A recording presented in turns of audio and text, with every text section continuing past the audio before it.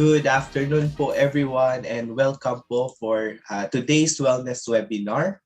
So we will be discussing about ergonomics in the work from home setup and motion exercises. So this is open for all engineering students, support staff, and academic staff of the Faculty of Engineering. So we welcome everyone, and before we start, may I please ask Engineer Nina Ocampo for the opening prayer, followed by the Philippine National Anthem. Thank you, RB.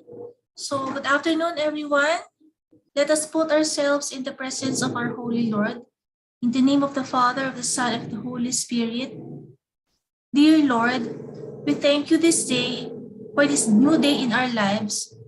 We thank you for having this opportunity to gather around and be surrounded with our fellow IEs and fellow engineering students and faculties. Help us to listen with open heart and mind as we gather together virtually. We pray that you fill us with the strength, knowledge, and understanding that we need to face our everyday challenges. May your blessings of wisdom and guidance be upon us all through the sharing of knowledge and skills by our resource speaker, facilitator, and moderators. We ask this through your Son, Jesus Christ, our Lord, who lives and reigns with you and the Holy Spirit, one God, now and forever. Amen. Saint Thomas Aquinas, please pray for us.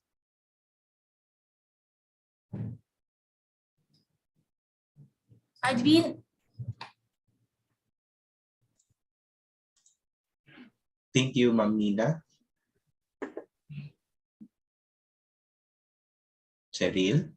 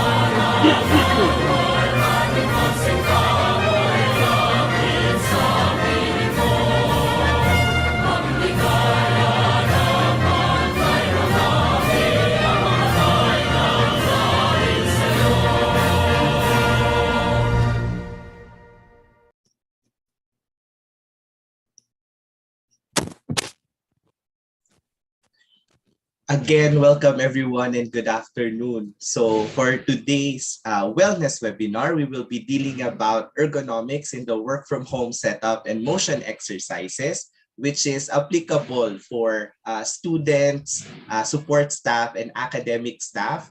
And I would like to introduce myself first. So my name is Arvin Kester Ong. I am a faculty under the Faculty of Engineering, Department of Industrial Engineering. And I have here my co-host. Yeah, good afternoon, Sir Arvin. Good afternoon, everyone. I'm Carlos Lugay. They call me Kaloy, and I'm also from the IE department. And before we exchange a conversation, Sir Arvin, it would be good that we hear from our dean. So everyone, let me present to you to give us the opening remarks, Professor Angelo R. de la Cruz, PhD, PECE, to give us the opening remarks. Thank you. Good afternoon, Dean. Hello, everyone. Good afternoon po. To our invited speaker, Professor Rosemary Seva, our academic officials, colleagues in the Faculty of Engineering, students, alumni, and guests, magandang hapon po ulit sa inyo lahat. Thank you very much for inviting me to deliver the welcome message for today's event. We are very fortunate and privileged that our esteemed guest speaker, Professor Seva, who will be formally introduced later, has favorably considered our invitation despite her very busy schedule. So thank you very much, ma'am. So today she will share and discuss the importance of ergonomics in the work from home setup and motion exercises now, which I think are very timely and perhaps we can all relate and agree now as we continue experiencing the stress, both physical and mental, brought about by this pandemic and perhaps aggravated by the deadlines and deliverables with the remote delivery of tasks, among others. So indeed, this is a very challenging situation where we are being continuously tested on our resilience to do our usual pre-pandemic everyday tasks and deliverables, but we are doing it in a remote or online manner to which we are not accustomed. Our home, which is usually our relaxing place, has become a stressful place. So we hope that through this webinar, we learn to value the things that we usually ignore and learn to adjust our workplace and habit, which are essential and necessary to lessen our physical and mental stress, and of course, for efficient delivery of tasks. So at this point, please allow me to congratulate and extend my gratitude to the Industrial Engineering Department headed by Associate Professor and Dr. Johanna K. Ngo, and to our assigned committee for successfully organizing this event. So thank you very much for your attention. So just sit back, relax, and learn through this webinar. So muli, magandang hapon po sa inyo lahat.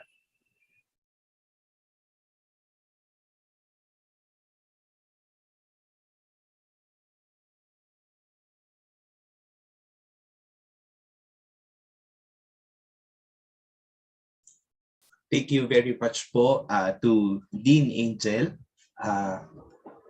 So before we start, we want to give a short background with regards to ergonomics and MSD or musculoskeletal disorder.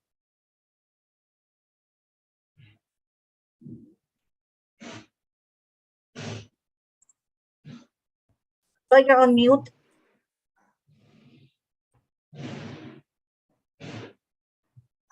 Doc Aloy? Ay, okay, sorry. Okay, sorry. Okay, so I guess, Sir Arvin, these days the word ergonomics has been a byword in the Philippines because of the work from home setup, di ba? And I guess a lot of people may still have a blurry definition, or probably you may say a incomplete definition of ergonomics. Well, actually, you can easily Google it, di ba, these days. Pero ako, I have a personal favorite.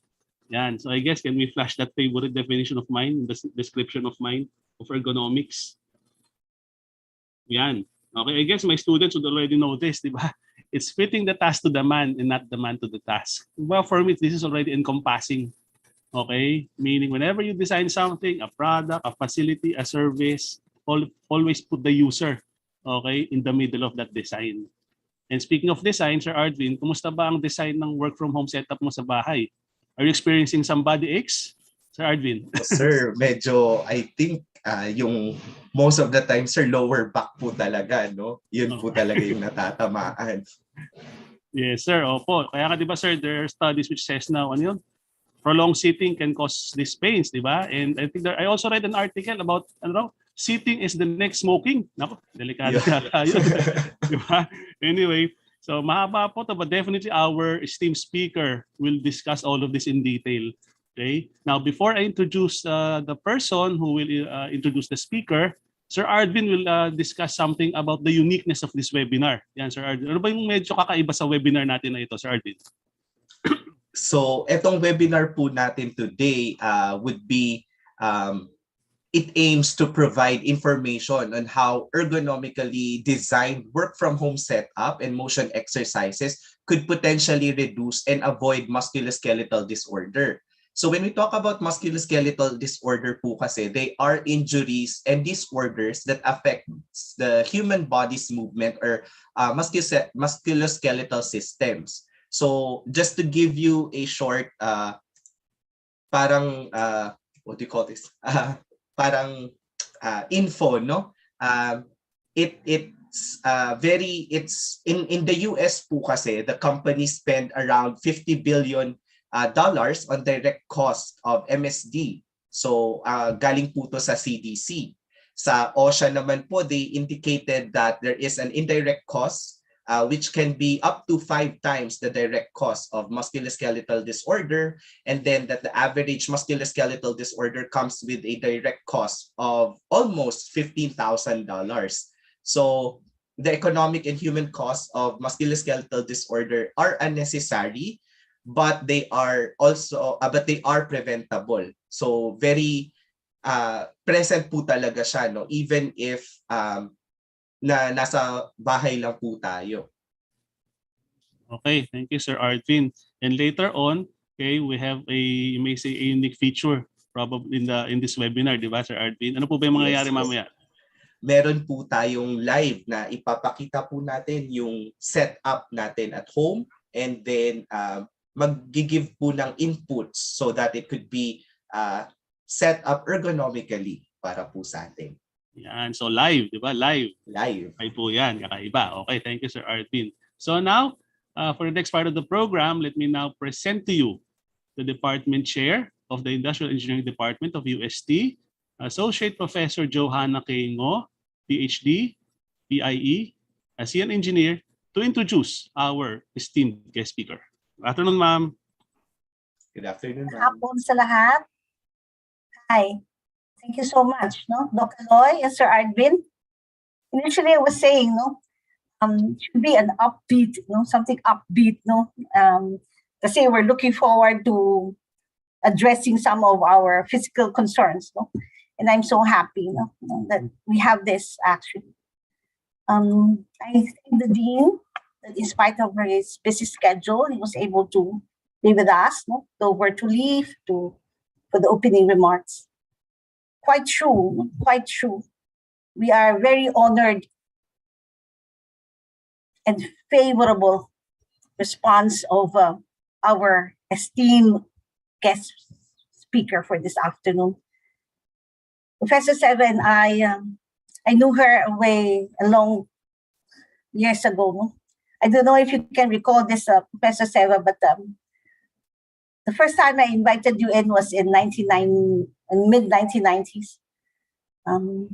I saw you then as somebody who was so simple and so straightforward. Somebody who was honest, and still is, and who is willing to give back and share. If you can recall, I invited you then to be the resource speaker in one of our IE activities. The organization was known as AMIAP then. Today, I'm so honored and pleased to welcome you again to the University of Santo Tomas. And this time around, you are still you, but you carry with you big things. You are the right fit for this webinar. I'll share it to everybody. Sharing with you what is the background of our distinguished, esteemed speaker for this afternoon. Dr. Rosemary Selva is a professor of industrial engineering and a former dean at the Gokongwei College of Engineering, De La Salle University, Philippines. She currently holds the position of assistant dean for quality assurance at the same university. For educational background, she earned her master's degree in ergonomics at the University of New South Wales in Australia, and further obtained her doctorate degree at the Nanyang Technological University in Singapore. Some of her professional affiliations, highlights of her professional affiliations on her field of specialization, otherwise would be a long list talaga. Talaga. She is the former president of the Human Factors and Ergonomics Society of the Philippines. From 2018 to 2020, served as the president of the Asian Council on Ergonomics and Design, or the ASED, the Southeast Asian Network of Ergonomic Societies, or the CANS. Since 2015 to current, she heads the International Ergonomics Association Technical Committee on Effective Design and is one of the early researchers in this field. With such a background, such immersion on this specialization, who else can be best fit for this webinar? Moreover, some of our esteemed guest speakers' special qualifications are She's an action engineer, a professional industrial engineer, a coach for continuous quality improvement, and the lead assessor of the AUNQA. All familiar terms, all familiar titles to all of us.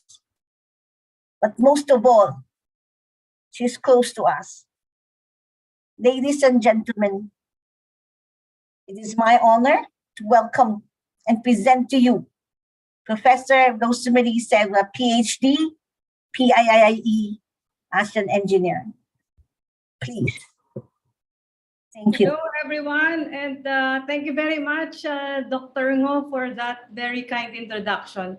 As you said, UST is close to my heart Yes, yes. because I also graduated from a Dominican high school, Espiritu Santo Parochial School. Dapat nga mag-UST ako nung college. Kaya lang masyado malapit, ma'am. Masyado malapit. Sabi ko, gusto ko naman medyo malayo-layo na po. Joke lang. But I would like to thank you, ma'am, and Dr. Kaloy for inviting me here.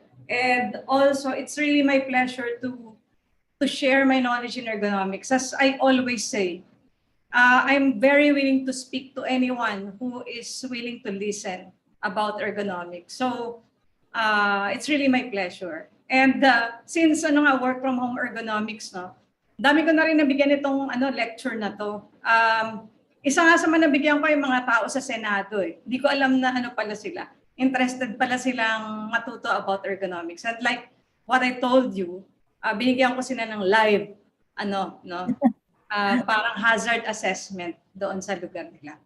So thank you po for inviting me. And congratulations to the College of Engineering. Tama po ba engineering week nyo ngayon? Yes, so 115th.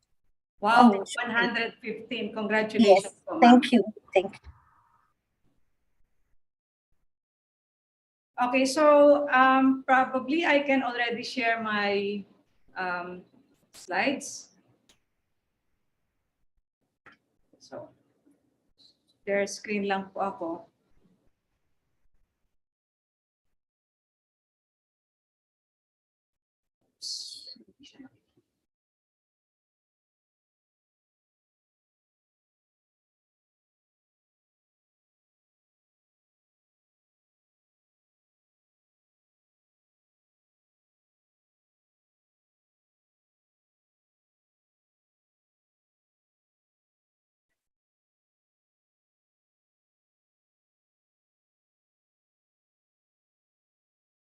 Parang ayaw mag-share. Sandali lang po.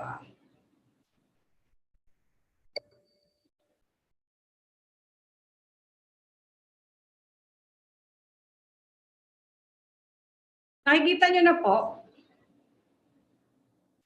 Yes po. Yes, Yes, ma'am. I have to share the audio nga pala because I have some videos. Okay, so good afternoon again, everyone. Well, the topic for this afternoon is work from home ergonomics. And I am Rose Seva from De La Salle University and also from the Human Factors and Ergonomics Society of the Philippines.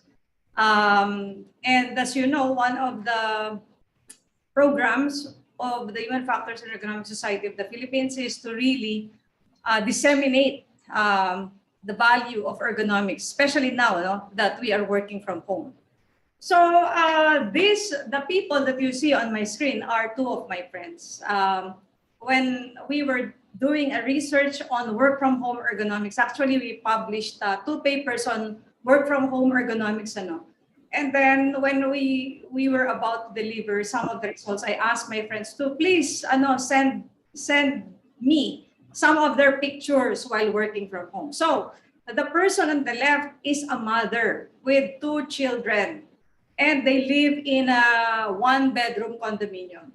So what did work from home, how did work from home change them and the way they work? Of course, when before the pandemic, si mami pupunta sa school and yung dalawang bata pupunta sa school din, or yung isa kasi graduate na sa magtatrabaho.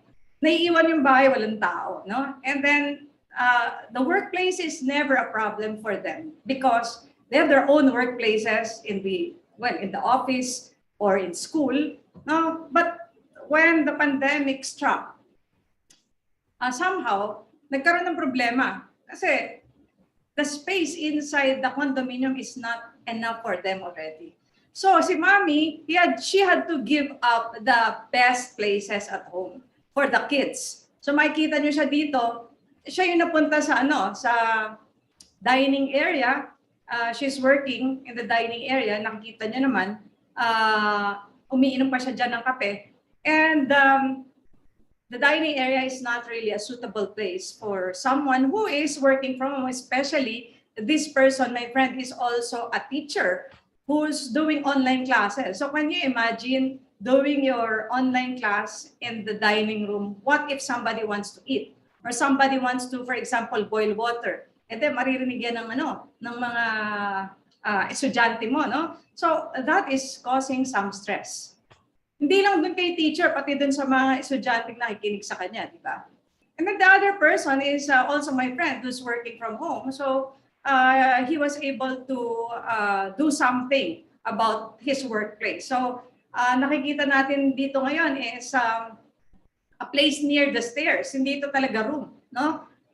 So makeshift office na ginagamit niya habang nakikipag-meeting siya with his office mate. So try to imagine yourself, ano ba kaya ang itsura ng office nyo sa bahay? Siyempre, nagsimula ang work from home, medyo nabigla tayo, no? And we really had to find ways to make the work from home setup better for us. Kasi nung umpisa, siyempre, hindi ganun kaganda yan. Kasi nabigla tayo, wala tayong mga tamang tables and chairs. For example, this guy on the right, hindi naman ito talaga yung chair niya nahingi niya lang ito Kailan niya ito nahingi? Doon sa ate niya, after some time. Pero for months, nagtatsaga siya sa isang parang dining chair. That is not comfortable to begin with. And when we started working from home, syempre we always sit down. Doon nga sa office natin, lagi na lang tayo nagsisit down. Pero syempre, kung teacher ka, hindi ka naman madalas nagsisit down. Siguro kasi nagtuturo ka, ginagamit mo yung board. So, tumatayo-tayo ka naman kapag nagtuturo ka. Kapag staff ka naman, ganun din because you have to go from one office to another. But at home, di mo maiwasan, no? You're always sitting. And there are many health outcomes of excessive sitting. For example, foggy brain. Hindi masyado nagsisirculate yung yung blood sa katawan mo So, hindi ka mabilis mag-isip. And excessive sitting is also related to heart disease, strained neck and back. Kanina may nagsabi, lower back down. No? Tama yun. Lalo-lalo na kapag yung workplace mo is not suitable for you. Thank you very much, Kaloy, for giving that definition of ergonomics. No? Anyone who's teaching ergonomics will always remember that as fitting the task to the person and not otherwise. This is also related to diabetes, colon cancer, and many musculoskeletal diseases. Among them are wrist pain, neck and neck pain and back pain, and also muscle degeneration. Na-experience nyo na ba na naupo kayo mga 4 hours, for example, and then afterwards, nahirapan na kayong tumayo, masakit. Siguro sumasakit yung tuhod nyo. Well, that is a health outcome of excessive sitting. I remember attending an ergonomics conference 6 years ago, no? And the main keynote speaker's topic has this title. Ito, Sitting Kills, Moving Heals. That is a title of a book. After the keynote speech and people had to go to the second floor to attend the breakout sessions, yung mga tao wala akong nakitang gumamit ng escalator. Lahat sila naghagdan. Kasi na-realize nila ano ba ang health outcomes of excessive sitting. Isipin mo magkakaroon ka ng diabetes. Kasi tataba ka, hindi mo nagagamit yung energy mo. Kasi upo ka lang ng upo. Kaya kung nakaupo kayo ngayon, baka gusto nyo tumayo, no? Actually, while I am speaking, at this moment, nakatayo ako. No? Kasi it keeps me energetic. And mas mabilis tumakbo yung utak ko. So try, if you can stand up no, while listening to me, I suggest you do that. Kahit na 5 minutes lang. Okay.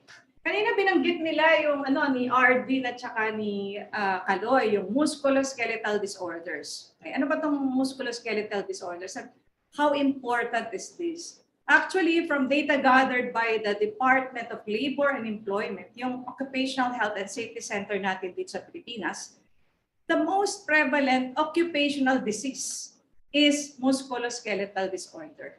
No? Siya talaga yung pinakamataas. Bakit? Kasi maraming mataong nai-injure, no? Nagkakaroon ng ganito habang nagtatrabaho.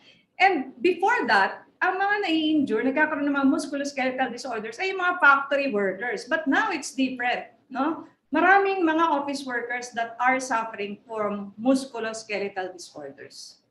And what are some of the common injuries? Well, neck pain, shoulder pain, no, back pain. Di siguro masyado yung hip pain, but probably hand and wrist pain, elbow pain. Sa mga nagtatrabaho sa office, hindi masyado yung knee and ankle pain. No? So para sa mga office workers, usually neck, shoulder, hand and wrist, and back pain. I will explain later on bakit. Okay, this is how musculoskeletal disorder progress. Ako kasi medyo nasa line of 5 na yung age ko, no? 50 and above na ako eh. But I remember myself when I was less than 25 years old, no? Napakalakas ko. Ang ibig sabihin I can work non-stop. Yung seminar na 5 days, walang kwenta sa akin yan. Hindi nagbabago yung boses ko. Hindi rin, parang kayang-kaya ko, napakalakas ko. But now, hindi pa pwede sa akin yung mga seminar na gano'n. No? Ang dali ko na mapagod, bumibigay ng tuhod, nagkakasakit na yung shoulder, etc. But how did this all, itong mga feelings ko, paano sila nag-progress? Ganito kasi yun. Siyempre, nagsimula ka sa peak health. No? Nung araw, hindi naman tayo masyado mo-computer. Nagsusulat tayo. We do many things. Di katulad ngayon, buong araw halos nasa computer ka, sumasakit na yung ulo mo at saka mata mo. So it starts you start healthy, no? But then if you use that particular muscle over and over again, then it starts to become fatigue. Napapagod na siya. So halimbawa, nagsimula ka mag-type, no? Okay lang yan. Pero kung lagi-lagi ka nag-type, madali na ngayon ma-fatigue yung part na yun ng katawan mo. Siguro, kung hindi maganda yung posture ng wrist mo, madali na mapagod yung wrist mo. Kung hindi maganda yung posture ng arms mo, madali ka na magkaroon ng shoulder pain. Diba? So it starts with fatigue. Ngayon, kung hindi mo yan pinahinga, it now progresses into a discomfort. Nagkakaroon ka ng discomfort. Ibig sabihin, may mga times na gusto mo ititigil mo na yun, because it's not comfortable, and then magkakaroon ng pain. Pag nagkaroon ka ng pain, yung iba, hinintay pa nila yun, magkaroon ng pain, tsaka sila pupunta sa doktor. Tapos sisimulan nila yung rehabilitation. Pero ang totoo niyan, dapat naiwasan na yun.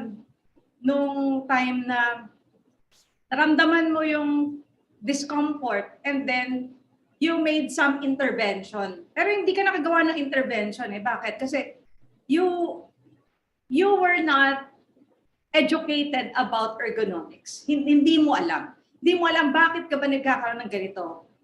Ano ba ang mga pwede mong gawin? So that is one of the objectives of this seminar.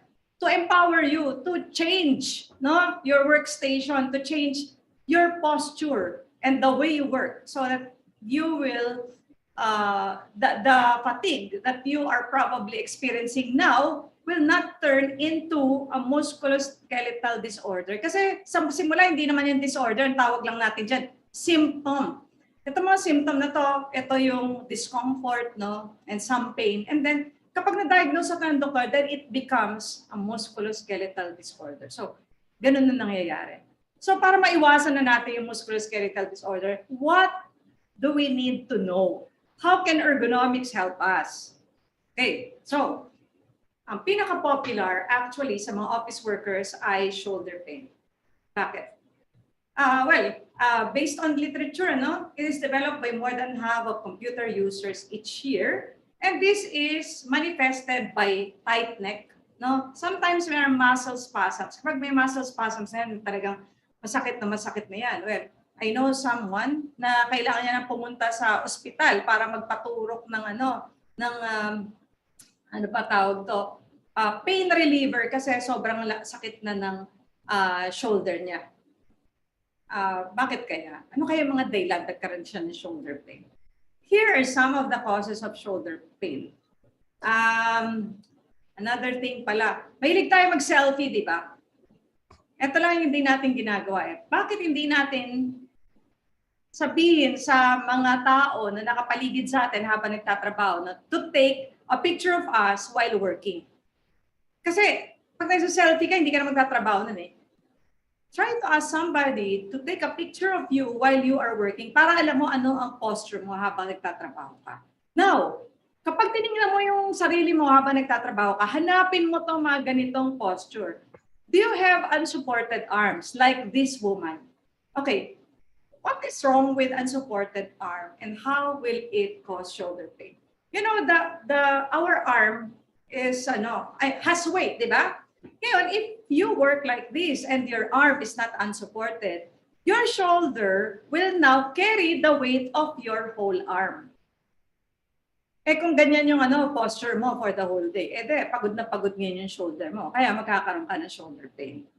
And you can see here na the mouse is, nakita niyo yung mouse dito, malapit doon sa CPU niya, na mas mataas kaysa doon sa kanyang neutral posture. And that is also causing the shoulder pain. Or this woman at nasa right natin, no? The table is too high. Again, the elbow is not supported. So the whole weight of the arm is carried by the shoulder. Kaya nagkakaroon siya ng shoulder pain. Another common musculoskeletal disorder when you are always typing is the carpal tunnel syndrome. You can see here the anatomy of our wrist. And in this picture, you will see that there is a median nerve. Carpal tunnel syndrome is the impingement of the median nerve. Parang siya yung naiipit yung median nerve natin. And because it is impinged, no, you will feel pain. Magkakaroon yan ng pain in the first 3 fingers and the thumb. And here's also some of the symptoms, numbness and tingling in these areas. Why do you have, or why will you have a carpal tunnel syndrome? The first risk factor is awkward posture of the wrist. That's why it's very important for us to see what is the posture of our wrist while we are typing or while we are working with the computer. Mamaya ipapakita ko yung neutral posture of the wrist. Then another thing, but even if you have already a good posture of the wrist, if you do the task repetitively, like keyboarding, then magkakaroon ka pa rin ng carpal tunnel syndrome. Or if you apply a lot of force. For example, hindi lang naman mga computer workers na nagkakaroon ng carpal tunnel syndrome. Nagkakaroon din ng carpal tunnel syndrome yung mga nagbe-bake, yung parating nagbe-bake sa bahay. Bakit? Ganito yung yung movement ng wrist nila, di ba? Pag nagbe-bake sila. So nai-impinge din yung yung median nerve nila. Or some people that are working, for example, in garages na kailangan gumamit ng mga screwdriver. So magkakaroon din ng pwede rin magkaroon yun ng carpal tunnel syndrome. That's why in many car companies, wala nang gumagamit ng manual screwdriver, ginagamit nila electric para maiwasan itong carpal tunnel syndrome. And time on task, no? Matagal mong ginagawa yon. So it will result in a cumulative trauma disorder. Ibig sabihin, natotrauma yung yung muscle mo kasi paulit-ulit mong ginagamit. The next musculoskeletal disorder na very common to computer users is called wrist tendonitis or decurvain stenosynovitis. Kanina, may problema yung median nerve, impingement of the median nerve. But here, it's different. nagkakaroon ng problema ang tendons natin dito. Sumasakit sila. It's the inflammation of the flexor and extensor tendons. Kasi yun ang ginagamit natin kapag nagta-type tayo, di ba? And if our wrist posture is bad, pwedeng ano yan, pwedeng magkaroon ng inflammation yan. So it can affect the wrist and thumb. I know one faculty member from my department na operahan because of wrist tendonitis. Kasi syempre, lalo na kapag deadline na, type ka ng type, kahit sumasakit na yung kamay mo, type ka pa rin ng type, di ba? So minsan ang solution lang dyan talaga, mag-rest ka eh. Pero kasi you are trying to beat a deadline, you are doing so much work, kaya patuloy mong ginagamit, so lumalala yung musculoskeletal disorder mo. That's why this is caused by repetitive movements. Yung paulit-ulit, hindi tumitigil, hindi nag-rest. Alright. So for today, our agenda is, number 1, I'll try to explain the relevant ergonomics principles for working at home.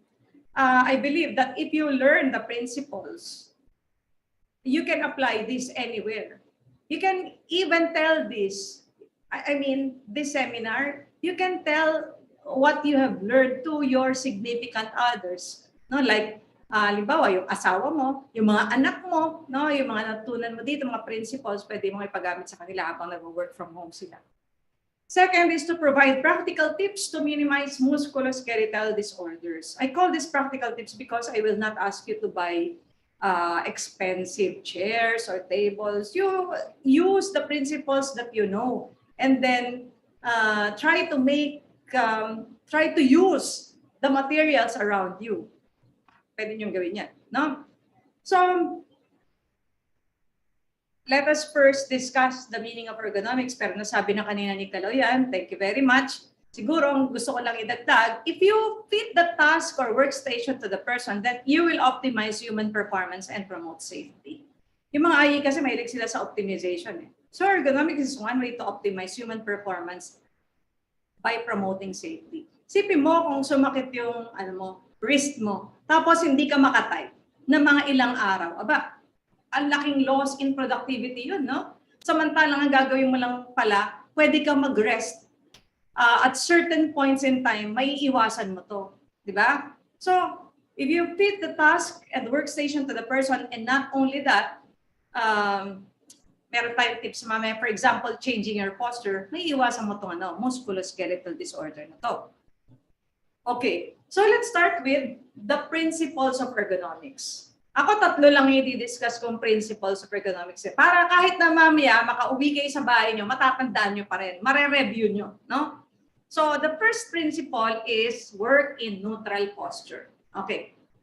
The images that you see here are the neutral postures when you are typing. Pero totoong neutral posture, dapat nakababa yung lower arm. Ito, dapat nakababa, no? Kaso, nagta-type ka so ganun yung itsura mo. Bakit ba siya tinawag na neutral posture? Okay, let us first define what neutral posture is. Neutral posture is the position in which there is least tension or pressure on the nerves, tendons, muscles, and bones. So in short, hindi na stress yung katawan mo kapag naka-neutral posture ka because that is the natural posture of your body. And in this natural posture of your body, all your limbs are close to the center of gravity of the body. Ano ba center of gravity ng katawan natin? Pwede po kayong sumagot. Mag-unmute lang and then sabihin sa mga kasama natin.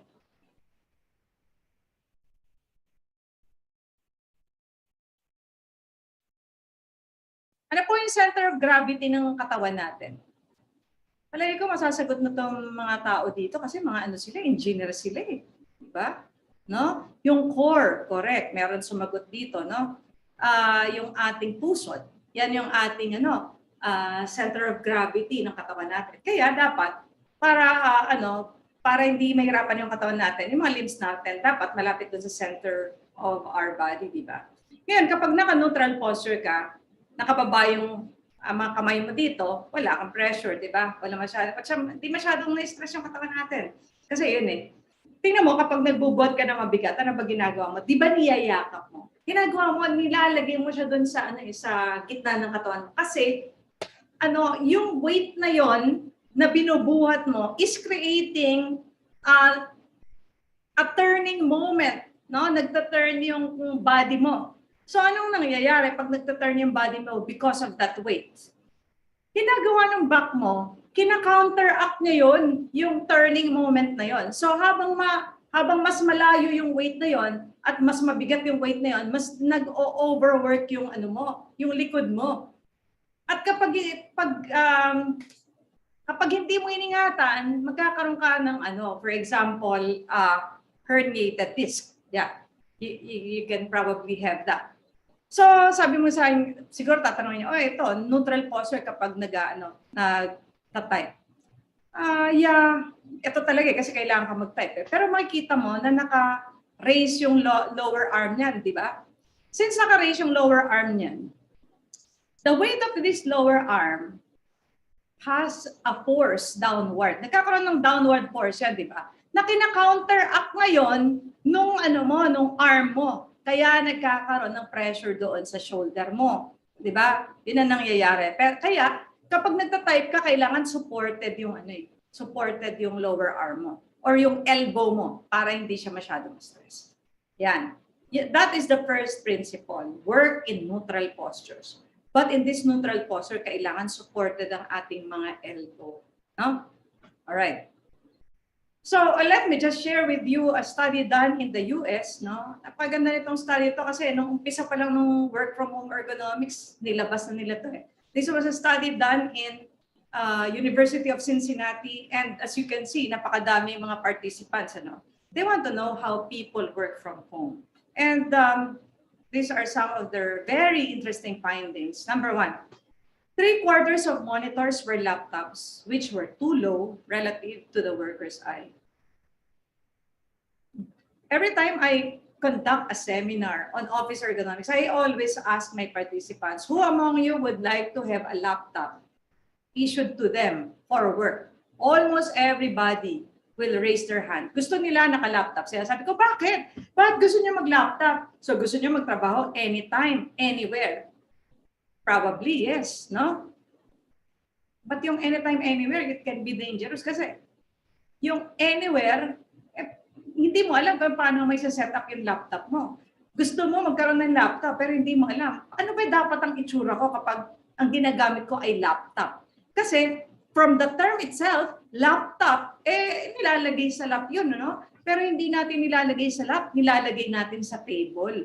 So when we put it on top of the table, the tendency is for the screen to be lower, no, than our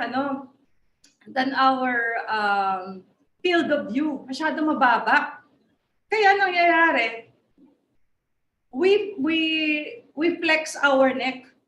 Ganyan tayo. Okay lang naman flex ng neck, pero only up to 15 degrees. More than 15 degrees, pwede tayo magkaroon ng musculoskeletal symptoms kapag matagal na. Another thing, another finding from the study is chairs were the wrong height. Okay. Marami po ba dito naka-ergo chair sa bahay? Okay. Kasi pag na-work from home ka, yung iba wala namang ergo chair. Pero siguro ngayon baka naka-adjust na, baka bumili na ng ergo chair, ginagamit dining chair. But not because you bought an ergo chair, you know how to use it. Once I was invited to speak in a lunchtime, tawag nila doon parang lunchtime seminar. Habang kumakain yung mga tao, mag-iimbita sila ng speaker para matuto yung mga tao. Ako yung inimbita nila to talk about office ergonomics. But before I conducted the seminar, I asked to be toured around the office. And this is really a modern office. Very expensive, tables and chairs. Yung table nila, pwedeng tumaas, bumaba. Ang chair nila, mga ganito kagaganda. Actually, probably even better than this. Kasi software company, marami talagang pambili. But when I toured the office, nakita ko na yung mga tao, napaka-poor posture pa rin, no? Yung mga tao. So, Therefore, I conclude, wala yan dun sa, sa chair at saka sa table. Kasi hindi nila tinuruan yung mga tao eh. So hindi nila alam kung ano ba yung tamang posture habang nagtatrabaho sila.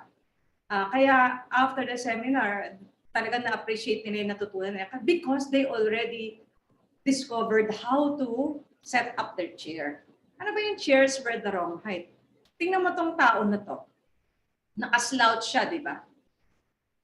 Kapag nagtrabaho to, tingin ko dito, masyadong mataas pa rin yung table no, kaysa sa chair. Another observation pala, this is my own observation. Ano? We buy chairs that are height adjustable.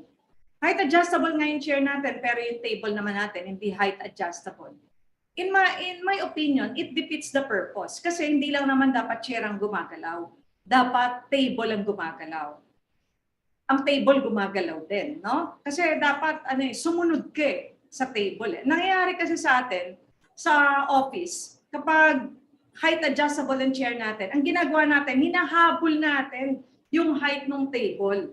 Well, okay lang naman yun, nahabulin mo yung height ng table. But you need to do something else kapag gusto mong habulin ang height ng table. Otherwise, if you are a short person, tapos hinabol mo yung height ng table, magdadanggil ang paa mo.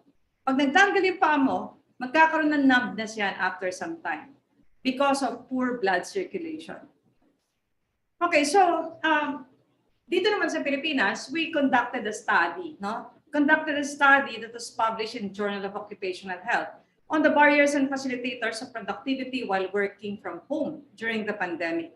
And these are some of the findings from our study. Number one, the respondents said that they are more productive. They are productive while working from home. Contrary to what we thought na baka hindi productive ang mga tao kapag nag-work from home. Hindi, productive sila. Some of them said that productive sila kasi naiiwasan nila yung masyadong maraming meetings, no? Sa office. Kapag naka-work from home sila, medyo nabawasan yung meeting. Kaya nga lang, sometimes the meetings can extend up to night. Yun lang yung problema nila doon. But then, majority of the respondents said that their workstations did not meet ergonomic requirements, particularly the chairs that they use. This is expected kasi hindi naman natin naiuwi yung mga chairs and tables natin, di ba? Not many companies allow their workers to bring home their very good chairs. Pero ngayon, alam ko, meron na mga ibang company pinapayagan nila. So this is a concern, no? Hindi suitable ergonomically ang kanilang workplace. Musculoskeletal symptoms are significantly affected by the ergonomic suitability of the workstation. We asked them, what musculoskeletal symptoms do you experience? And based on our analysis, we conduct a structural equation modeling analysis, and we saw a very high correlation between the musculoskeletal symptoms and their own assessment of their workstation. The most commonly affected body parts are the expected lower back, neck, and shoulders. Kasi laging nakaupo. Pero neck, bakit? Poor positioning of the monitor. Yan ang problem. Kasi mga naka-laptop sila, di ba? And then, productivity is significantly affected by the suitability of the work area. Ano tong suitability of the work area? Ito yung bagay ba yung work area mo sa trabaho mo? This is especially difficult for married people with children. Kasi pag nagtatrabaho ka, you need a place,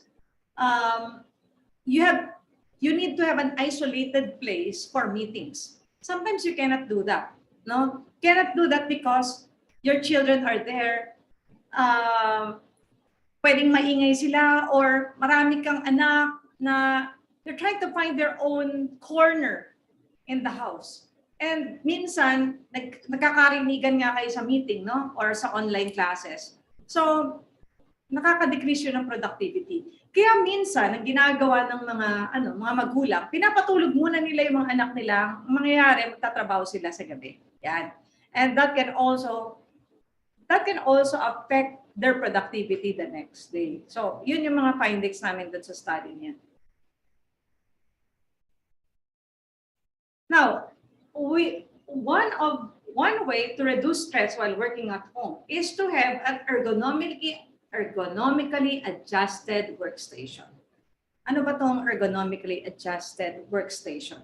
Actually, marami mga literature nagsasabi na kapag ergonomically adjusted ang workstation mo, mas magiging parang nare-relieve yung stress sa katawan mo.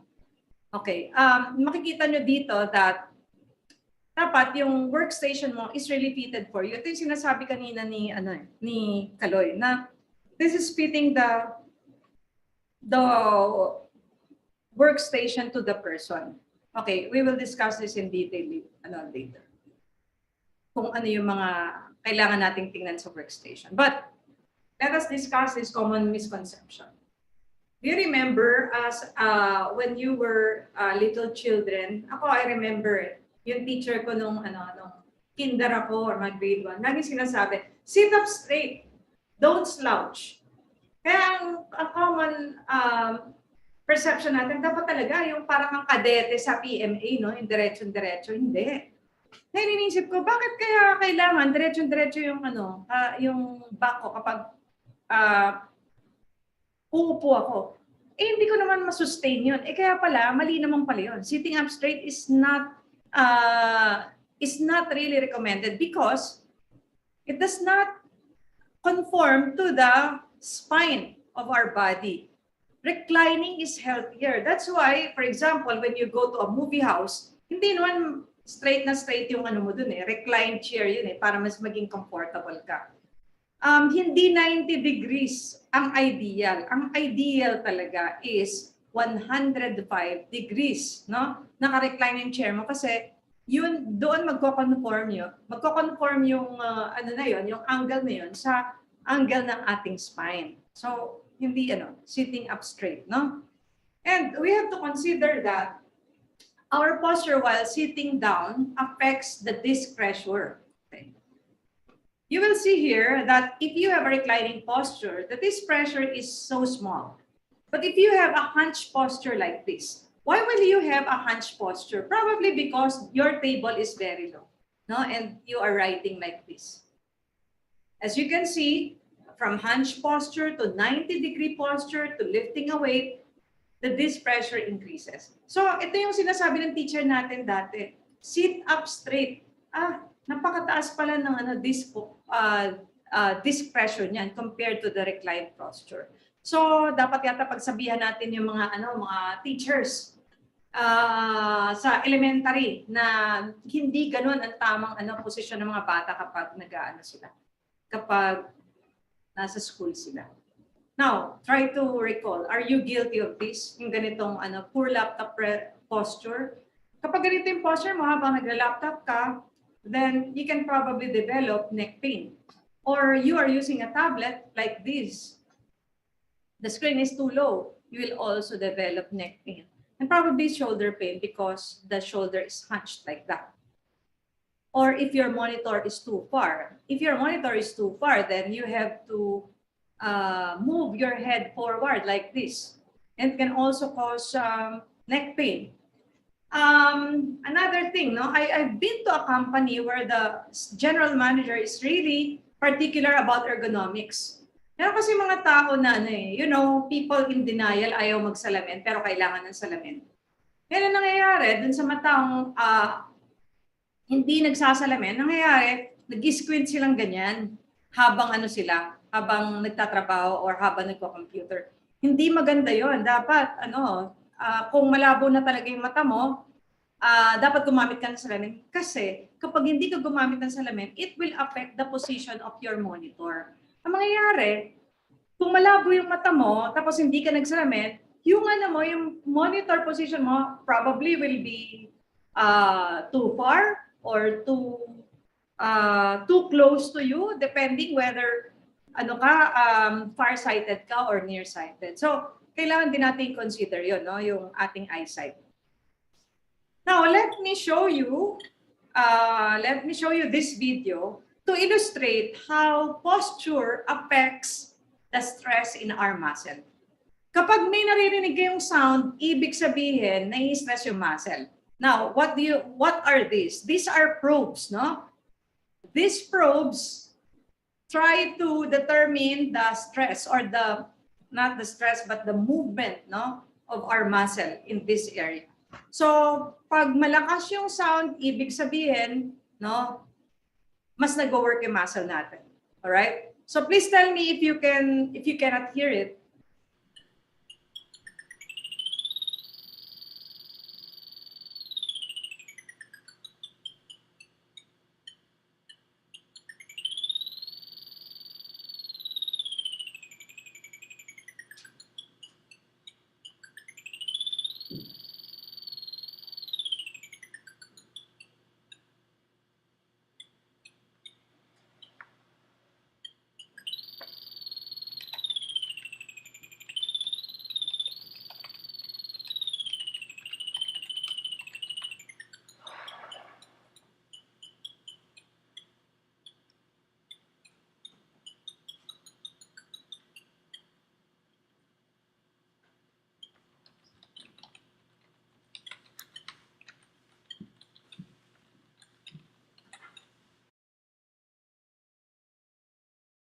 Okay, so let's okay, you can see that this is the neutral posture. At that posture, you will not hear sound, no? Pero habang nagde-deviate yung posture natin, mas malakas yung sound. So this is the illustration of the benefit of having a neutral posture while typing. Oh, okay, let's now go to the principles of maintaining the neutral posture. The first thing that you have to consider is to find the right height. Ano ba tong right height? First, the right height of the monitor. Ano bang right height of the monitor? The monitor should be directly in front of you. Pwede namang, malaki kasi yung field of view natin, no? So pwede namang mag-bend ng konti yung ano mo, yung neck mo. Pero dapat mga 15 degrees lang. So you have to find that comfortable position of your monitor directly in front of you. So that is the position. Next, right height of the elbow. Elbow height. Ang elbow height ay ito ang position niya. Yan. Since the elbow is a deviation, when you raise your lower arm, it is deviating from the neutral posture. To prevent shoulder pain, kailangan natin lagyan ng patungan yung elbow natin, no? Para hindi masyado mapagod yung ating shoulder. So that's the next height. Monitor height, elbow height, and then tawag natin dito ay popliteal height. Sa Tagalog, alak-alakan. Ang English ng alak-alakan ay popliteal. Ito yung nasa likod ng ating, ano nga ba tawag natin doon? Napalimutan ko yung Tagalog. Well, this is the popliteal area. Kaya, tatlong heights yan, no? Monitor, elbow, and popliteal height. And if you find the popliteal height, if your chair, ano ba tawag natin? The seat pan is in line with your popliteal height, then you will have your feet flat on the floor. Okay. Don't think that you cannot work while standing up. You can. Ngayon, meron ng mga nabibili na na mga tables na adjustable, no? Pwedeng itaas, pwedeng ibaba. If I may share with you, this company, Chevron. Chevron has the best ergonomic program in the Philippines. Anong ginagawa nila? Yung mga table dun sa Chevron, height adjustable talaga yun. Para kung yung tao gusto nilang magtrabaho na nakatayo, pwede. I-adjust mo lang yung height ng monitor at saka ng keyboard, pwede ka nang tumayo. Ngayon, kung napapagod ka rin tumayo, pwede ka nang bumaba ng table, no? Pero I'm not asking you to buy those table. Mga table na gano'n, parang 17,000 eh. Pero meron kang pwedeng gawin na na paraan sa bahay mo. Ituturo ko sa iyo mamaya. Pero ang sinasabi ko lang ay kapag gusto mo magtrabaho, if you want to work while standing up, then this should be your position. Dapat neutral position pa rin yung ating yung ating katawan. This time, dalawang height na lang. Kasi ang i-consider mo na lang yung height of the monitor and the height of your elbow. And make sure that your elbow is supported. Yan. How do you adjust your chair? If you have an adjustable chair at home, this is how you should adjust your chair, depending on what are the accessories of the chair. So the basic feature of even a semi-ergonomic chair is height adjustability.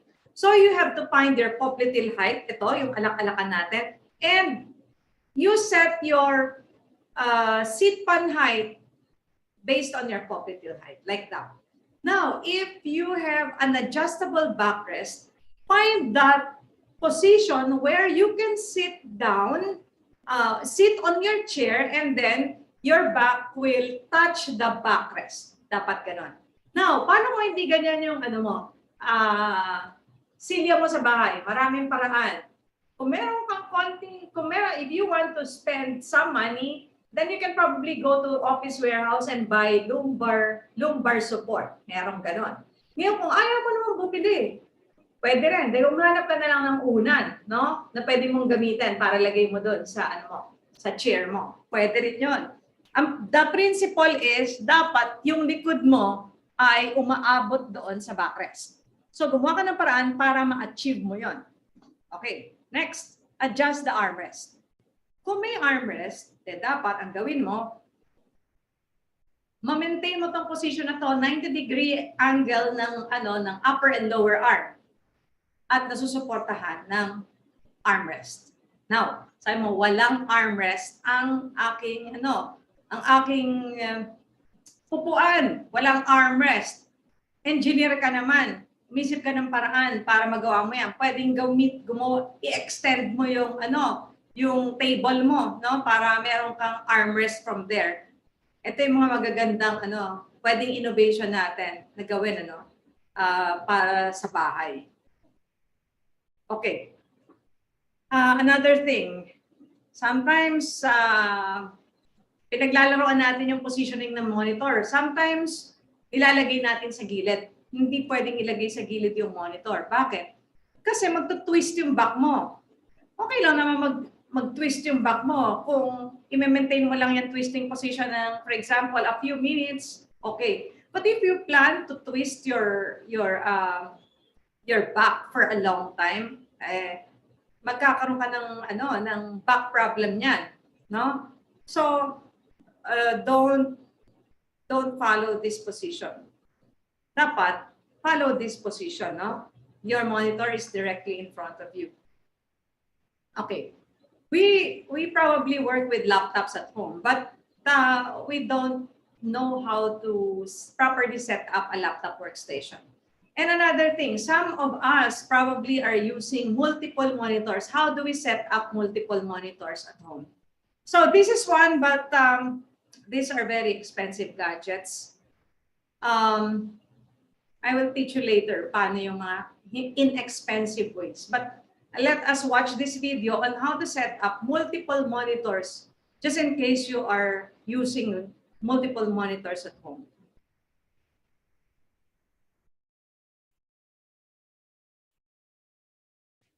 Oops, hindi ko magalaw sa video.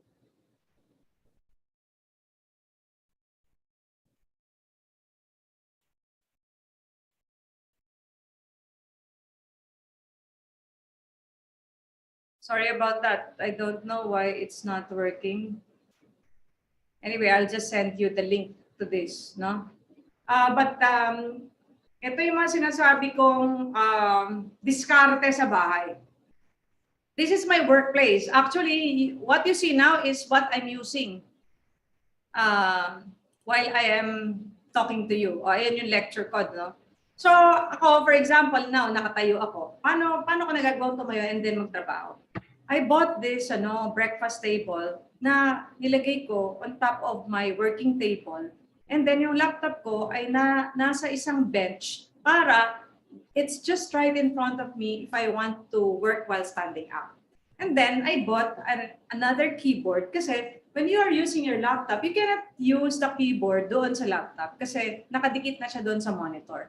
So if you want to be comfortable with your keyboard, you need to have a separate one and you need to have a mouse like this. So kapag natrabaho ka, no, na nakatayo, ilalagay mo lang sa ibabaw yung breakfast table mo at lalagay mo yung laptop doon sa ibabaw ng bench na yun. Yan, iba sabi mo, gusto ko ng umupo. Tanggalin mo lang itong breakfast table na to, ibaba mo to. Ganito na itsura niya. Now, where are you going to put the keyboard? Well, when I bought this table, wala itong keyboard extension na to. Pero alam ko kasi, no, if I want to work comfortably at home, I need a keyboard extension.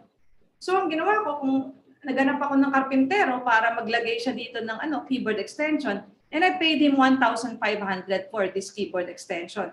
But anyway, I'm comfortably working at home, no? Kasi tama yung position ko.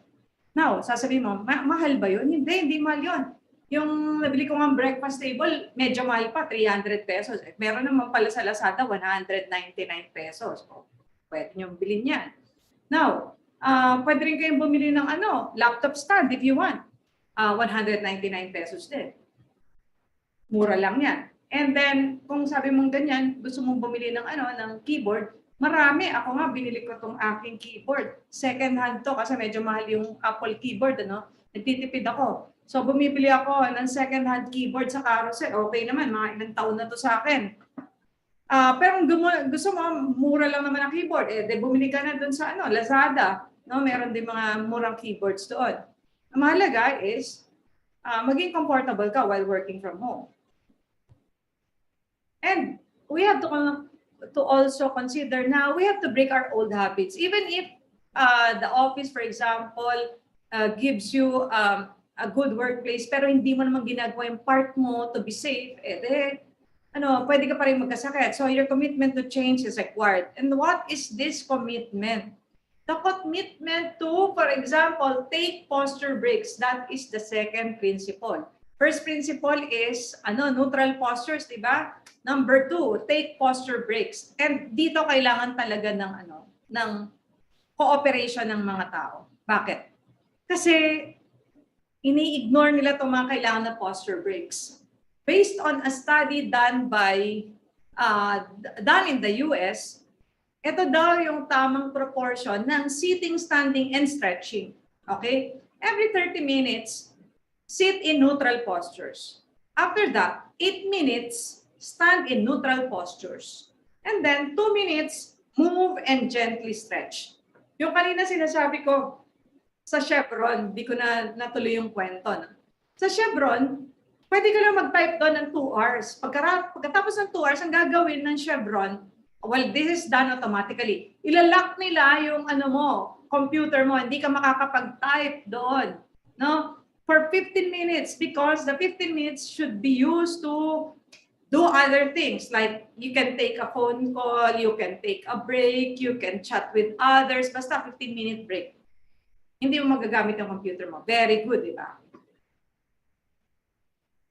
Ngayon, pwede mo sabihin sa akin, ano ba yan? Paano ko matatandaan yung 28-2? Ako, ang ginagawa ko, nagta-timer talaga ako. No? Ang timer para maalala ko. Ngayon, kung ayaw mo naman ng timer, pwede ka namang, mamaya, meron akong sasabihin, pwede ka mag-install ng software na libre. Remember that a little standing goes a long way. Ano mga benefits of standing? Number 1, if you work while standing up, no? Hindi naman parating standing up, hindi ko naman sinabi, mag-stand up ka the whole day, mali naman yun. No? Yun lang yung tamang proportion. It can increase your productivity. It can decrease incidence of musculoskeletal disorders, especially sa back, no? Assuming na naka-neutral posture ka. It can also reduce fatigue of the muscles, and probably fatigue because you can also do your stretching, and more importantly, it can burn more calories. So kung gusto mo na mag-lose weight, mag-sit stand ka habang nagtatrabaho ka, no? Ngayon, sabi niyo, hindi ko matatandaan yan, yung 28-2, hindi ko matatandaan yan. Ayokong gumamit ng alarm clock ko. Pwede ka naman mag-install nito mga free software na to. For example, ito, No Strain or RSI Away. This is free, no? RSI Warrior, meron yan. Okay, ito lang yung na-experience ko sa mga taong nag-install niyan. I know many of my colleagues installed some of this software in their computer. Ang ginagawa, halimbawa, nagpapaalala na si software. Ang gagawin, escape. Eh, wala din, no? Halimbawa, kailangan na silang tumayo. Gagawin nila escape. Kaya sometimes this doesn't work kasi hindi nagko-cooperate yung tao, ayaw mag-cooperate. So, kung gusto mo mawala yung musculoskeletal symptoms mo, dapat mag-cooperate ka. Take posture breaks, no? Huwag mong ignoren, huwag mong deadmahin yung yung mga reminder to take posture breaks. And stretching exercises. O, halimbawa, na-remind ka na nung software, no? Or nag-alarm ka, kailangan mag-stretch ka. These are very simple exercises that you can do while seated or while standing up. So, ganyan. So, ngayon, nakikita mo na itong mga exercises na to. Why don't you try to do some exercises while sitting down? Ito, magandang exercise ito, no? Lalo na dun sa shoulders natin. Ako, lagi ko itong ginagawa, no? Kasi, minsan, masyado kong excited sa trabaho. Yung, kailangan mong matapos so hindi ka makapag-exercise. Mamaya, masakit na yung mga katawan mo. Okay, so these are some stretching exercises and you can download some of these exercises from the internet. Sa Chevron, yung 15 minutes, lahat ng mga cubicle meron ganitong stretching exercises para pag nilock na nila yung computer, hindi na makapagtrabaho yung mga tao, then no choice sila, no? I-follow nila itong mga stretching exercises. And in some of the seminars that I've conducted na face-to-face, pagkatapos nilang gawin itong mga stretches na to, sabi nila, wow, very refreshing, no? So try to do these exercises. Try to move. Yan, tingnan mo. Nakaupo ka lang yan, pero ginaganyan-ganyan mo yung mo, or ini-stretch mo yung likod mo, no? Ito lang, stretches yan. But it can help you. Or shake your hands. Minsan, di ba, sumasakit yung ganito natin? Ito, magandang exercise na kaganyan ka. Tapos mamaya, ibababa mo. Ganon. Okay. So, the third principle is minimize pressure points. Okay, ano ba itong mga pressure points na to? Baka meron kang ganitong table sa bahay, ganyan, merong contact stress na ganyan. What happens if you have this kind of table sa bahay mo? Pwede ka magkaroon ng pwede ka magkaroon ng carpal tunnel syndrome siguro, pwede. Baka pwede ka rin magkaroon ng tendonitis dahil ang pangit ng position ng arms mo. And then ito, after some time, sasakit na talaga yan kasi matalas, no? Kaya hindi pa pwede ito mga ito, dapat naka-shape ito But, kung halimbawa, ganyan yung table nyo sa bahay, bumili ka pa ng bagong table. Diba, bumili ka na lang nitong corner guard sa Lazada. 206 lang yan. Actually, meron din ako nakita doon sa Mr. DIY. Meron mga ganito doon sa Mr. DIY. Or ganito, pwede mong install doon sa table mo para hindi ka nabibili ng table. So these are not inexpensive solutions, no, to some potential ergonomic problems. So always remind yourself, no? Tandaan natin, meron tayong 3 principles: neutral postures, posture break, and then contact stress. Minimize natin sila. Another thing, practice the 20-20-20 rule. This came from the Japan Human Factors in Ergonomics Society. Ano itong 20-20-20 rule? Kapag gumagamit ka ng devices, every 20 minutes, take a 20-second break. O hindi matagal yun 20-second break lang yun. And then look at an object that is 20 feet away. Kasi di ba pag nagko-computer tayo, laging short distance yung viewing natin. Dapat ipa-practice din natin yung yung long distance viewing natin. This is for eye hygiene to Itong 20-20 rule. So every 20 minutes, no? Take a 20-second break and look at something 20 feet away para hindi masyadong para sa mata mo, no? Para i-practice mo din yung mata mo. Next, alternate between sitting and standing position. Okay, pinag-usapan na natin kanina. Ito yung proportion for 30 minutes. 20 minutes sitting down, 8 minutes standing, and 2 minutes stretching. Yan. And then, halimbawa, gumagamit ka ng cellphone. May tayo gumamit ng cellphone, di ba? Ngayon, pag matagal na natin ginagamit yung cellphone natin, or meron tayong severe neck flexion na ganyan, how do we prevent that from happening? Support the arm holding the smartphone. Like that. Nakaganyan tayo. Support natin yung elbow natin. Tapos yung gadget natin nakaganyan para hindi nagbe-bend yung neck natin.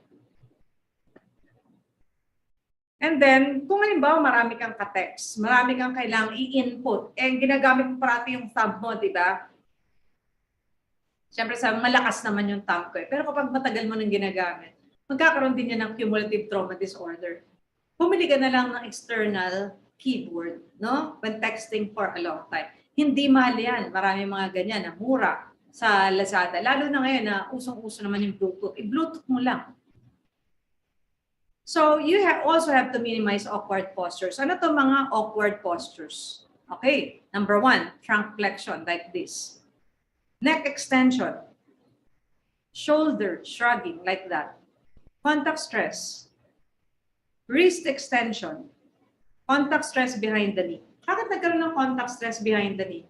Well, this is another example of wrong height of the chair. No? And then wrong position of the monitor. What's wrong with the monitor position? It is too far. What is the correct position of the monitor? It should be an arm's length away from you. Ganyan. Gawin mo, extend mo yung arm mo, dapat yung monitor mo nandun. Yun ang tamang position. But look at this person. Masyadong malayo yung monitor niya, kaya ang ginawa ng katawan niya, hinabol yung monitor. Ang pangit ng posture. Look at her. Her back is not resting on the backrest. Oh, bad yun, di ba? And unsupported feet. Ba't ka magkakaroon ng unsupported feet? Ibig sabihin, masyadong mataas yung seat pan mo. Wala yan sa popliteal height mo. Okay? So let us remember that education is key to health and safety. So kahit nabigyan tayo ng mga magagandang gamit sa ating office, no? Adjustable table, adjustable chair, but if we don't know how to use them, we can probably still have musculoskeletal symptoms at first. And then if we don't know that posture breaks are important, then kahit maganda pa rin yung ating workstation, pwede pa rin tayo magkasakit, no? So let us try to remember the 3 principles that we've learned today. Okay, so happy, healthy working. So don't just sit there and move because as that author said, sitting kills, moving heals. Okay, thank you very much, everyone, for listening.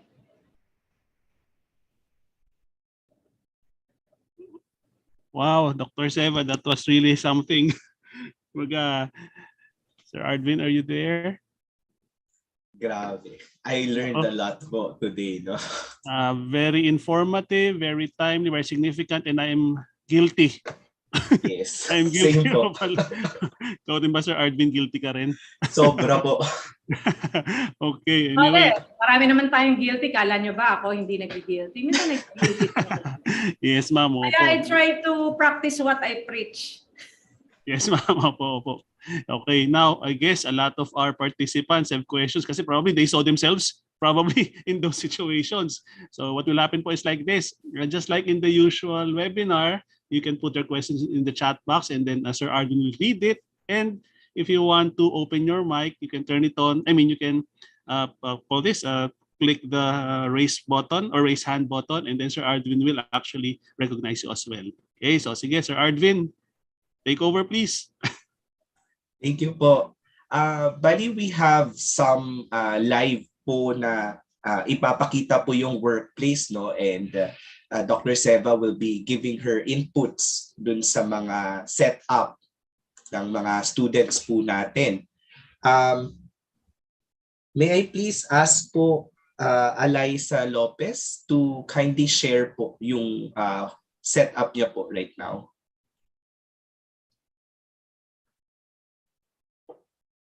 Meron tayong live assessment. Yes po, yes po. Gusto ko kayo yung sumagot. Hindi ako para malaman ko kung natuto kayo. Ayan, okay. Sige, maganda to. Kaya lang baligtad eh. Eliza paikot po lang. Ayun. Eliza, si Eliza ba ay student? Yes po. Okay, okay. Sige, alam mo, first thing that we have to do bago mag-assess is dapat nagtatrabaho siya. Kaya di ba sabi ko kanina, dapat you should ask somebody to take your picture while working. Yan. So, dapat nating makita si Eliza habang nagtatrabaho. Yan. Kaya ba, Eliza? Try ko lang po kayo. Sige. Let's have Lolek muna. Lolek.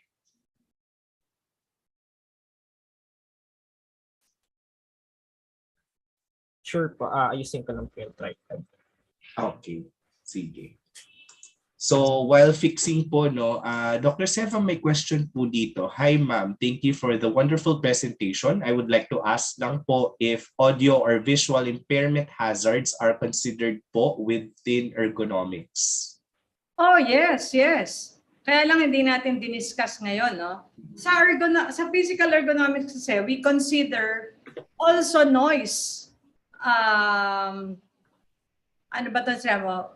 Yes, kino-consider natin yun. Actually, kasama nga sa ergonomics yung, for example, i-measure mo yung noise sa isang area and how the noise propagates. Meron tayong mga ECE dito, di ba? Sila kasi mga ECE, merong subject na ganyan, di ba? Ngayon, sa ergonomics, meron din ganon. Yung how is noise propagated and how can noise be minimized. So, maraming mga paraan. So, ang dyan kailangan mo malaman ano ba yung source of noise at paano mo makokontrol yung noise. Ba, kung ano yon. Ngayon, yung sinasabi niya, visual ergonomics, hindi masyado maliwanag sa akin yung visual impairment hazard. Siguro dun sa diniscuss ko, yung eye hygiene. Kasi marami ding nagre-reklamo habang nag-work from home, sumasakit yung mata nila eh. Kaya sumasakit yung mata nila kasi continuously nakatutok sa sa screen, no? Kaya kailangan nating i-practice yung yung 20-20-20 rule, no? We have to rest our eyes every 20 minutes. Yan, siguro pwede nating isabay dun sa pag-change ng posture, no? Kasi di ba, kailangan lang tayo mupo ng 20 minutes and then 8 minutes standing up. So kapag nag-stand up ka na, ang gawin mo, tumingin ka na rin sa malayo for eye hygiene.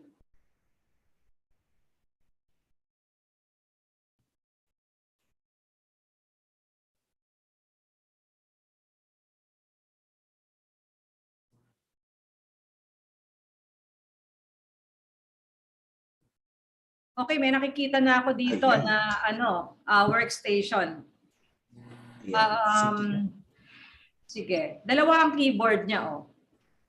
Pero kailangan natin makita talaga yung tao. Hindi natin ma-assess to kung hindi natin nakikita na nag-work yung tao. Ayan. Ayan. Ay po.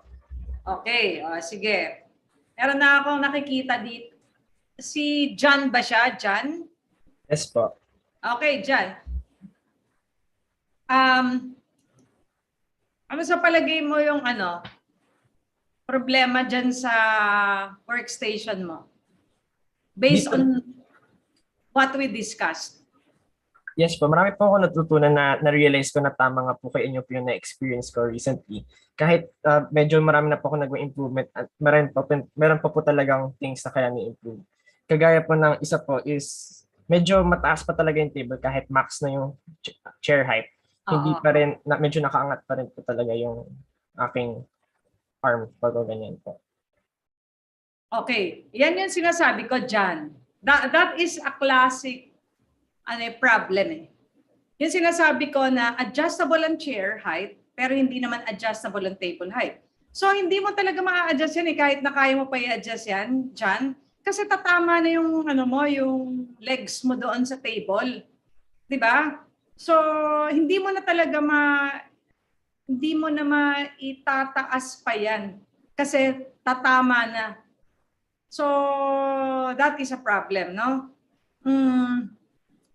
Okay, pero tingnan ko nga, mag-type ka nga kunwari. Ayan. Dalawa ang yan.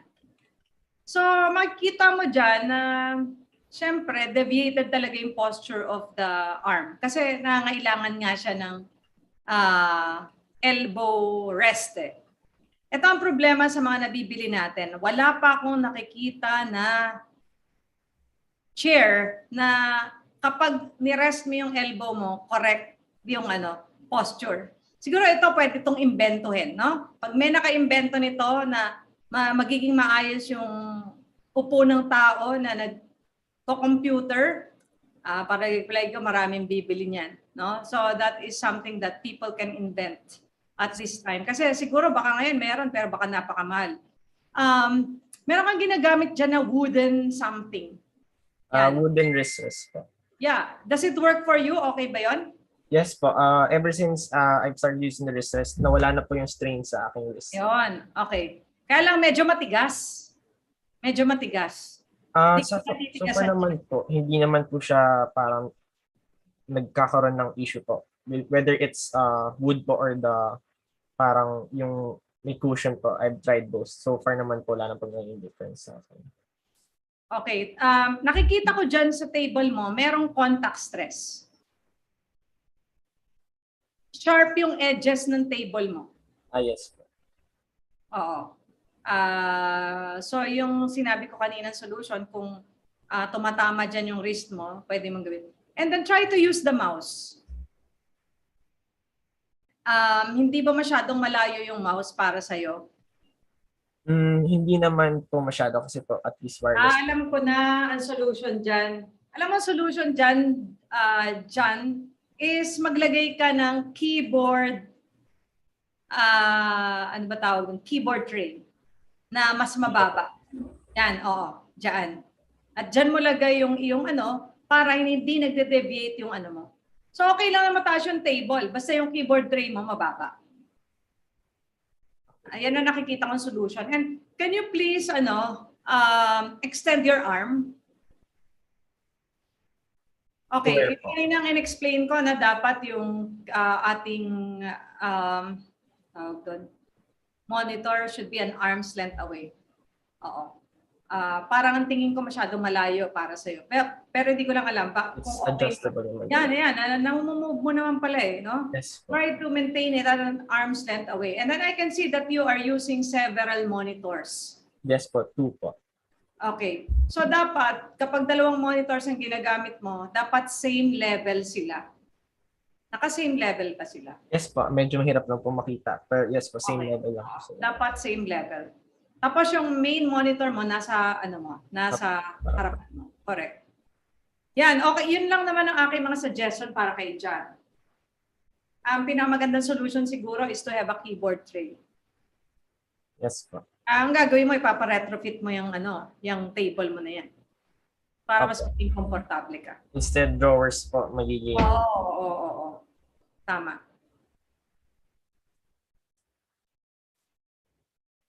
Ngayon, pag may keyboard tray ka na, tingnan mo ulit kung okay, mas comfortable ka na. And then, since mga engineer tayo, nagsusukat tayo Sinusukat natin kung ano talaga yung tamang height ng natin. Dapat nasa elbow height mo. Habang nakaupo ka sa yan ang gusto mo. Pero dapat tingnan muna natin kung nasa popliteal height ba yung seat height mo.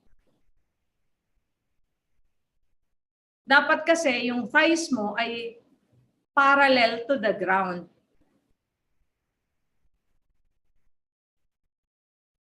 So, ganun na lang siguro i-adjust mo sa sa workstation mo, John.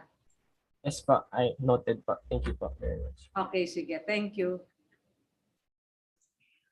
Ayan, thank you very much, John. Siguro let's have another student.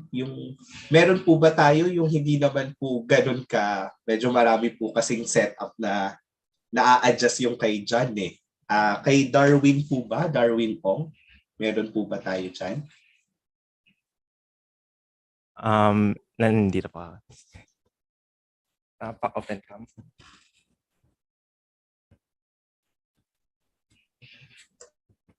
Chucky. Dalawa din ng monitor. Okay. Darwin. Ayan. Si Darwin naman, hindi adjustable yung chair ni Darwin, Hindi po, yung gamit ko ngayon. Okay.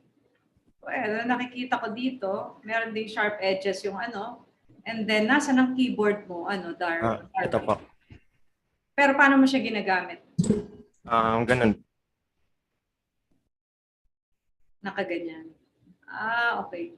Medyo merong deviation at hindi pa rin neutral posture. Ang pwedeng solution dyan, again, would be to have a keyboard tray para mas maging komportable ka. Pero hindi naman ganun kasama yung position mo kasi matangkad ka. Ang nangyayari lang, yung monitor, hindi ba masyadong mababa? So, Darwin, you're on mute. Tama lang sa'yo.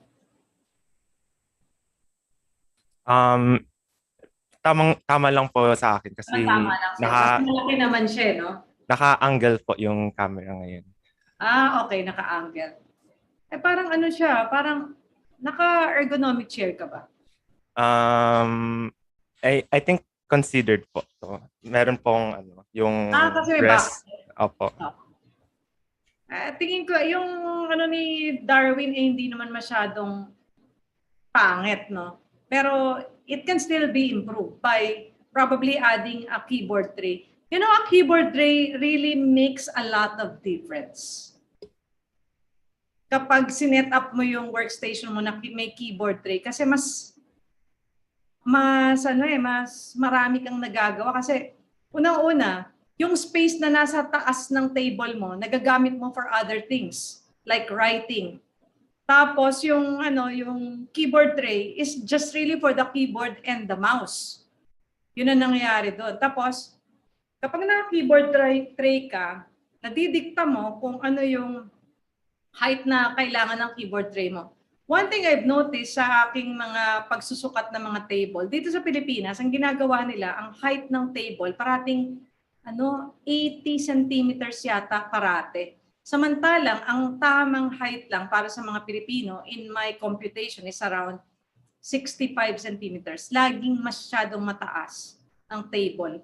Wala ka sigurong metro dyan, but baka ganun din yung Ngayon, tinanong ko yung mga fine arts, tinanong ko yung mga tao na nag-aaral. Sa fine arts daw, kasi parang tinuturo yata sa kanila, dapat ang height is 80 centimeters. Hindi nila nagagamit yung yung anthropometric data ng mga Pilipino sa pagde-design ng mga table. Kaya ang tatangkad ng mga table natin. Kaya, nakaganon parate nakaganyan tayo parate. Diba? Masyadong mataas ang table. Kaya ang ginagawa ng mga tao, hinahabol nila parati yung table using the chair. Ayun, so, yun ang aking mga suggestion kay Darwin. At saka probably to minimize the contact stress by putting corner guards on the table. Yes, Kasi po. tumatama yung wrist niya doon sa table Opo, ma'am. Kaya baka makatulong yung corner guards. What about his eye level versus the level of his monitors? Sabi ko nga sa kanya medyo mababa. Pero sabi niya daw siya komportable. Nabababaan nga ako sa kanyang monitor. Yeah, well, I have that too because I have double vision glasses. Hi, Dr. Mary. How are you? Like Dr. Rose. Double vision glasses, so I tend to look down. Tend to look down. Oo. Para napansin ko lang kasi kay Darwin, yung posture niya kasi hindi naman talaga straight. Kaya since para naka-slouch na siya, okay na sa kanya yung ganon. Pero kung i-straighten mo kasi yung sarili mo, nakaganyan ka, i-straighten mo yung sarili mo, masyado mababa yan eh. Yeah. Pansin ko kasi nung umupo si Darwin, nakaganon na siya eh. Kaya, okay sa kanya yung angle na yon ng kanyang monitor. Pero pag sinabi ko kay ilagay, napapansin niyo ba na si Darwin hindi lumalapat ang likod niya sa backrest niya? Yeah. So, ibig sabihin he is not sitting comfortably. Ito yung pwesto ng isang taong nagmamadali, merong hinahabol na deadline. Yan ang posisyon ng nagmamadali. Kasi kung hindi ka nagmamadali at seated comfortably ka, dapat yung back mo ay tumatama sa backrest. Ganun po ba? Oo. Yan, try mong yung itama yung mo dun sa backrest. Yan yung tamang posisyon. Kapag tinama mo yung posisyon mo, masyadong mababa ang monitor. Feel ko rin po kasi mababa rin yung yung nasa neck part ng chair. Oo. Tumatama lang sa likod ko po. Siguro. So, yun yung lesson, hindi pitted sa baka hindi pitted sa yung silya. Hindi po. Matangkad kasi itong si Darwin sa paningin ko Opo, ma'am. Ano bang height mo? 6'1" po. O, tingnan mo. Sabi na nga ba, sa itsura pa lang eh. Konting-konti sa Pilipinas ang 6'1".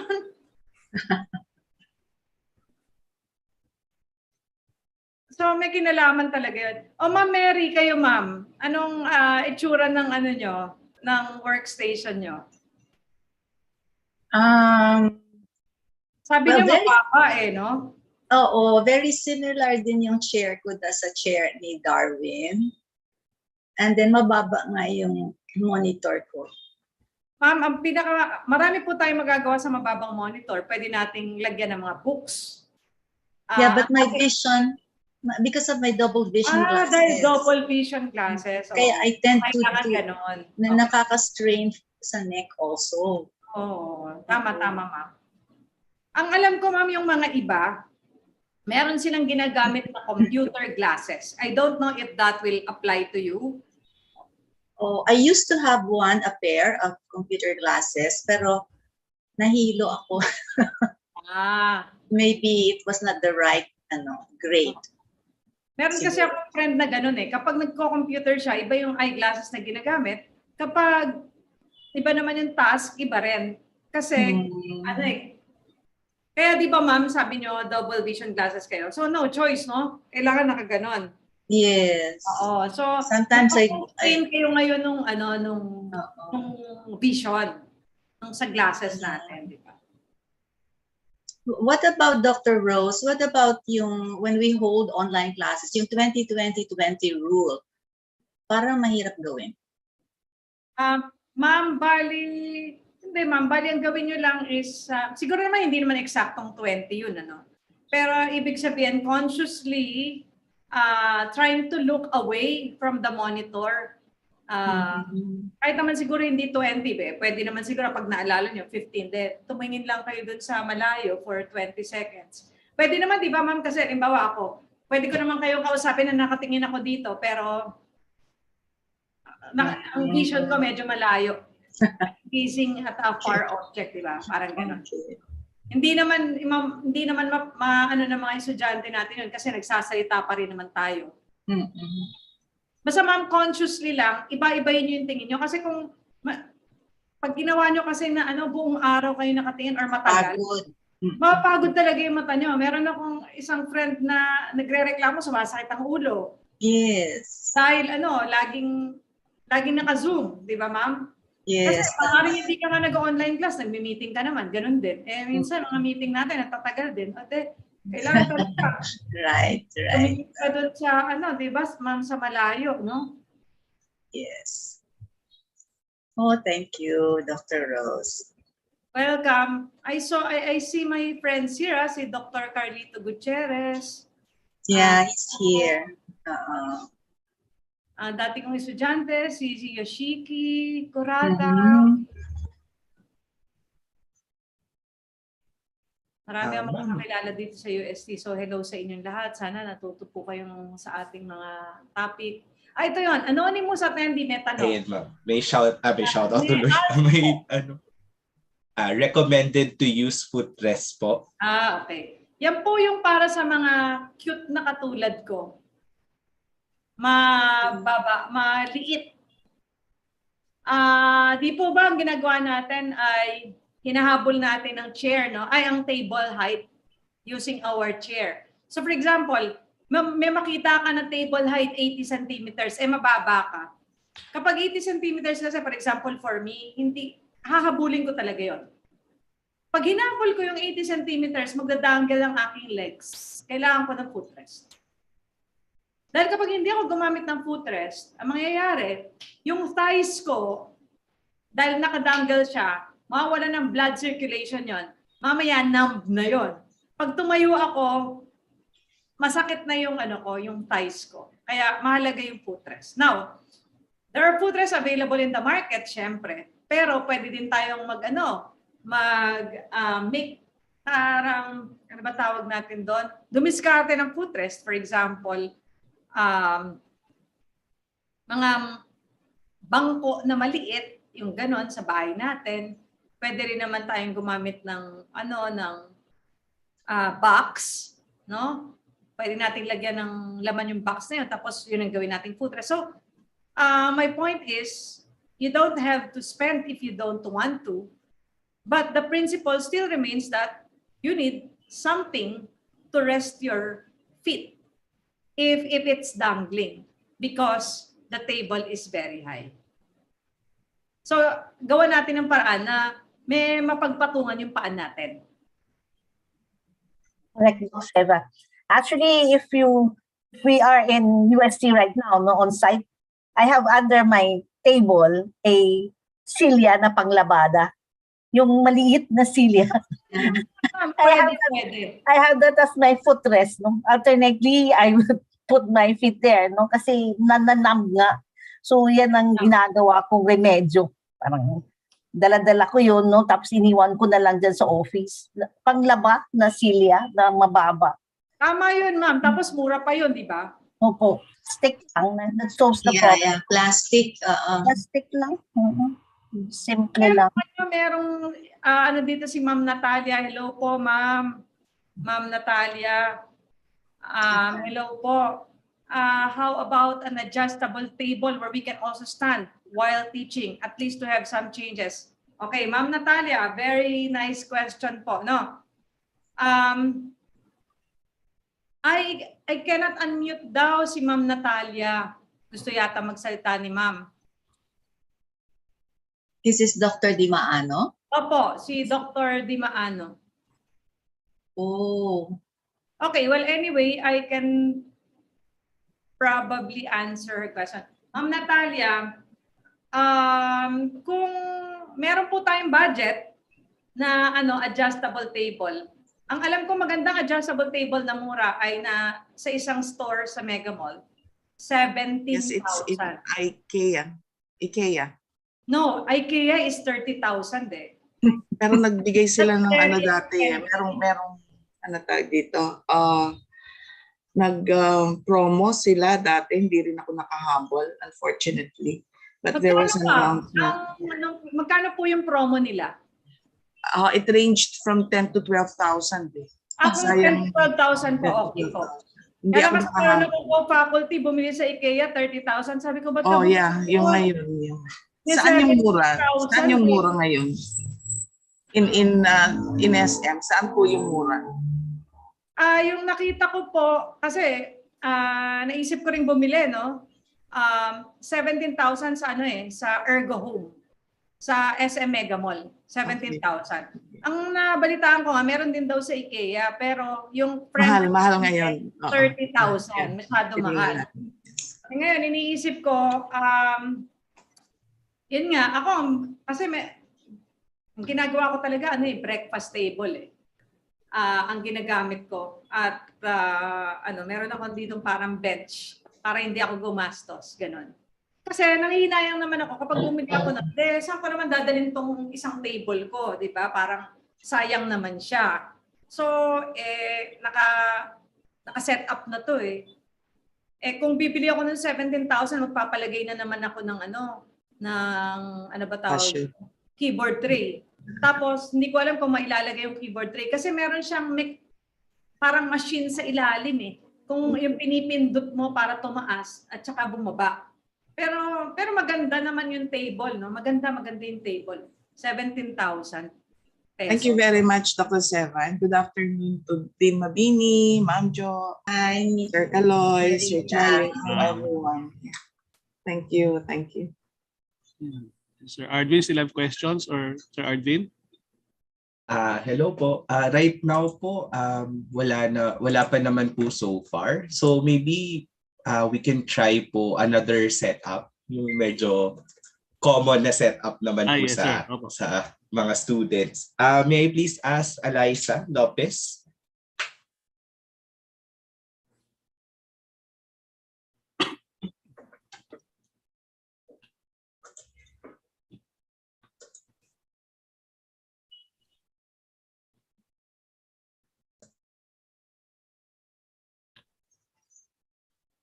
Kita po ba? Yes, adjust na lang po para sa makita yung setup. We don't see the laptop.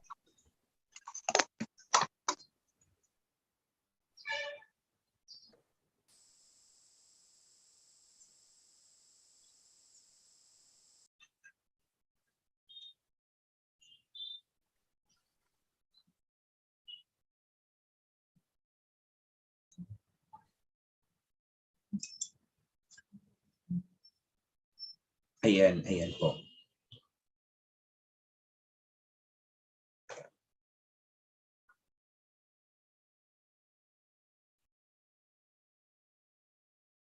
Ayan. Okay, si Eliza, no?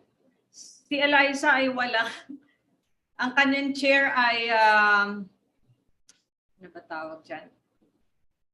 The monoblock? Monoblock chair, oo. Tapos si Eliza, parang matangkad si Eliza, no? Eliza, ano bang height mo? 5'4" po. Oh, medyo mataas yan para sa babae. Sige, Eliza, you try to work using your laptop. Ayan. Okay. Yan yung mangyayari kapag inuwi natin yung, ito, very common setup to sa bahay, no? Inuwi natin yung laptop, tapos ginamit natin yung laptop based on what we have at home. As you can see, yung laptop niya ay masyado mababa. Yeah. Yes. Meron nga siyang keyboard, pero wala naman siyang patungan ng keyboard. Ang tamang setup na sinasuggest ko kay Eliza ay ilagay niya, kumuha siya ng mga libro, ipatong niya yung laptop niya para the monitor is just right in front of her at arm's length. Ngayon, kasi meron naman siyang keyboard eh. Diba? So hindi niya kailangan yung keyboard nung laptop. So pwede niya dapat iakyat yun using books or boxes para nasa harapan niya. Ngayon, yung keyboard niya, sige mag-type ka, Eliza. Type ka. Yung keyboard niya kasi yung pwesto nun tama na eh. Kasi matangkad siya. No? Halos almost 90 degrees na yung upper arm and lower arm niya. Ang problema na lang dito ay yung posisyon ng monitor ng laptop. So, Eliza, baka makakuha ka dyan ng mga libro o box. Iangat mo na lang yung laptop mo. Or meron din ng mga laptop stand na mura. Like, ito, meron akong laptop stand dito. Ganito itsura. Hindi siguro nakikita. Ganito yung laptop stand ko eh. Paano ba yun? Dapat ilagay ko yata sa mukha ko, no? Or something. Ganito yung laptop stand ko. Pwedeng ganito. Ngayon, kung ayaw mo namang gumastos, pwede namang books. Patungan mo ng books yung yung laptop mo para hindi ka nakatungo. Yun. Yan ang suggestion ko. Kasi wala ka namang contact stress dyan. Nakikita ko na smooth yung ano ba tawag dyan, yung table mo. Hindi siya kanto-kanto. Diba? Natataasan ka pa ba dyan sa height ng table mo, Eliza, o hindi na? For me, okay lang naman. Tama lang, ano? Tama lang sa'yo? Okay. Oo. Yan, okay naman yan, Eliza, I think, basta itaas mo na lang. Eh, syempre, kung makakita ka ba ng better chair kaysa dyan sa monoblock mo, eh mas okay. Kasi, tingnan mo, matangkad ka kasi, Eliza, eh. Yung monoblock chair, kalahati lang ng likod mo yung tumatama. Sige. Di ba? Yun. Meron ka bang question, Eliza?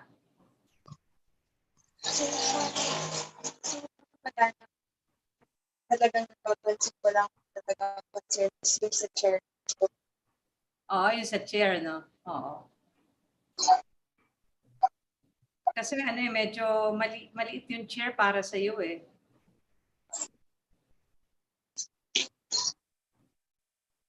Okay, meron pa yata tayo ditong mukhang okay na tayo kay Miss Eliza. Thank you so much, Eliza. One more siguro. Paul.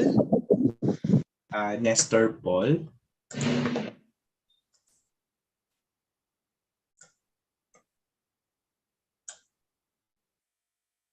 Ayan. Hello po. Good afternoon po. Good afternoon. Good afternoon. Wow. Um, Gamer to si Nestor ah. High-tech. Naka-set up ito for games. Oo, pero alam mo mga gamer, syempre dapat yung komportable yan dahil matagal yan eh. Okay, ang ganda ng niya ng chair niya tingnan mo. Ngayon, ang nakikita ko lang masyadong malayo yung table sa kanya. Kasi naka-extend yung naka-extend yung arm niya eh. Hindi ko masyado makita yung armrest mo. May armrest ka ba dyan, Nestor? meron po, ma'am. Pero parang hindi mo ginagamit. Ano po, ma'am, kapag nasa neutral position po ako, nagagamit ko po siya. However, kapag typing position na po, ma'am, yung right arm ko po, wala na po siya nasasandalan. Yun. Hindi sumasakit yung mo, siko mo. Nangangawit po, ma'am, minsan. Nangangawit, no? Kapag prolonged typing po, ma'am. Ako, ang suggestion ko sa'yo, favorite ko yung suggest eh, yung keyboard tray. It really helps a lot. Apo, ma'am. Nung sinabi niya rin po kay Kuya Lole kanina, na-realize ko lang din po na mas okay yun. Para at least yung kamay ko po, at least Kasi nare-rest. parang malayo yung keyboard. Ang layo ng mouse. Ay, actually, ma'am, parang since may naka-rest naman po na rin, nasa neutral po ako. Abot naman po siya, ma'am. Hindi po siya sobrang layo. Okay. However, if need po, like, kunwari, dalawang kamay na po yung magta-type, ayun po, doon po mawawala sa armrest yung kamay ko. Kasi na pag matagal yan, nakakasakit ng shoulder yan. At saka nakakangawit, no? Nakakangawit. And syempre, kung ikaw, for example, nagge-game ka, matagalan 'yon. Hindi po game. Dr. Seva, I have a question. Dr. Seva, I have a question. Si Kaloy po. Yes, Kaloy. Opo. Kaloy. Opo, may difference po ba ang setup pag gaming tsaka working? Wala naman po Parang wala naman eh. Kaya lang kasi, ang gaming kasi mas nakaka-enjoy, di ba? So, pag nag-game ka, hindi mo na napapansin ang oras. Di ba? Unlike kapag online class, tingin ka ng tingin sa, sa watch mo, di ba? Hindi pa ba matatapos to? Hindi pa ba matatapos to? Yung game, parang hindi mo naman napapansin. So, ang nangyayari, since hindi mo napapansin yung oras, hindi mo rin napapansin na na-stress yung katawan mo kasi masyado kang focus dun sa game, di ba? Pero mamaya, pagkatapos mo mag-game, tsaka mo mararamdaman yun. Sige, thank you po. Kasi sinasabi ko kay Nestor na ayusin niya yun para pagkatapos niya mag-game, hindi siya masaktan. Siguro time flies when you're having fun po. Iba kasi yung having fun eh, kasi yung focus natin is on the fun. Yeah, opo. Diba? Nangyayari na mamask yung mga pain natin because of the fun. Pero after the fun, Mararamdaman mo na Labas. di ba? Yes po, that's right. Biglang hindi na naging fun. Pain na po, pain. Oo, pain na eh. From fun naging pain eh. Di ba gano'n naman, di ba, kapag pag you're having fun, parang ako, halimbawa, natuto ako mag-table tennis, tuwan-tuwa ako. Wow, sabi ko, wow, okay. Pagpunta ko sa bahay namin, parang hindi na ako makalakad. Na lahat. Opo. Yan. Okay. Sir Arvin, still have questions? So far po, wala na pong may questions. From the audiences, may questions po ba tayo? Take the opportunity to ask po. No.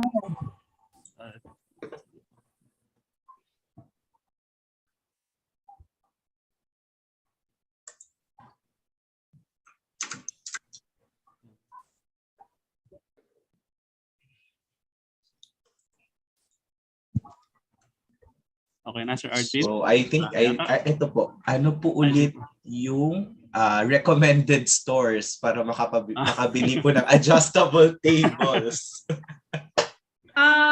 Marami actually, kaya ko lang nabanggit yung Ergo Home. Kasi nadaan ako doon. Doon kasi ako bumili ng ng chair ko a long time ago. Nung pina-repair ko yung chair ko, nakita ko, but there are many. For example, contract design. Marami. Nabanggit ko lang yun kasi doon ako bumili. Good afternoon, ma'am. Thank you for the amazing talk. I would like to ask how to make our setup ergonomic and conducive for those who work on their dining tables. Okay, ma'am, as I've said, try to ask someone to take a picture of you while working. Pag pinatake mo yung picture mo while working, ma-analyze mo yun. Pag na-analyze mo makikita mo kung paano nagde-deviate yung sarili mo sa neutral posture. Always remember the concept of the neutral posture. So kapag pinapicturean mo yung sarili mo, tingnan mo, ano ba itsura ko? Bakit ba ganito itsura ko? Bakit nakataas yung kamay? And then, doon mo maiisip na, ito ang dapat kong gawin. Dapat ibaba ko yung shoulder ko. Paano ko kaya gagawin yon? Diba? Ang dining table natin, in my experience, matataas talaga. And ma'am, it also depends on whether we are willing to spend or not.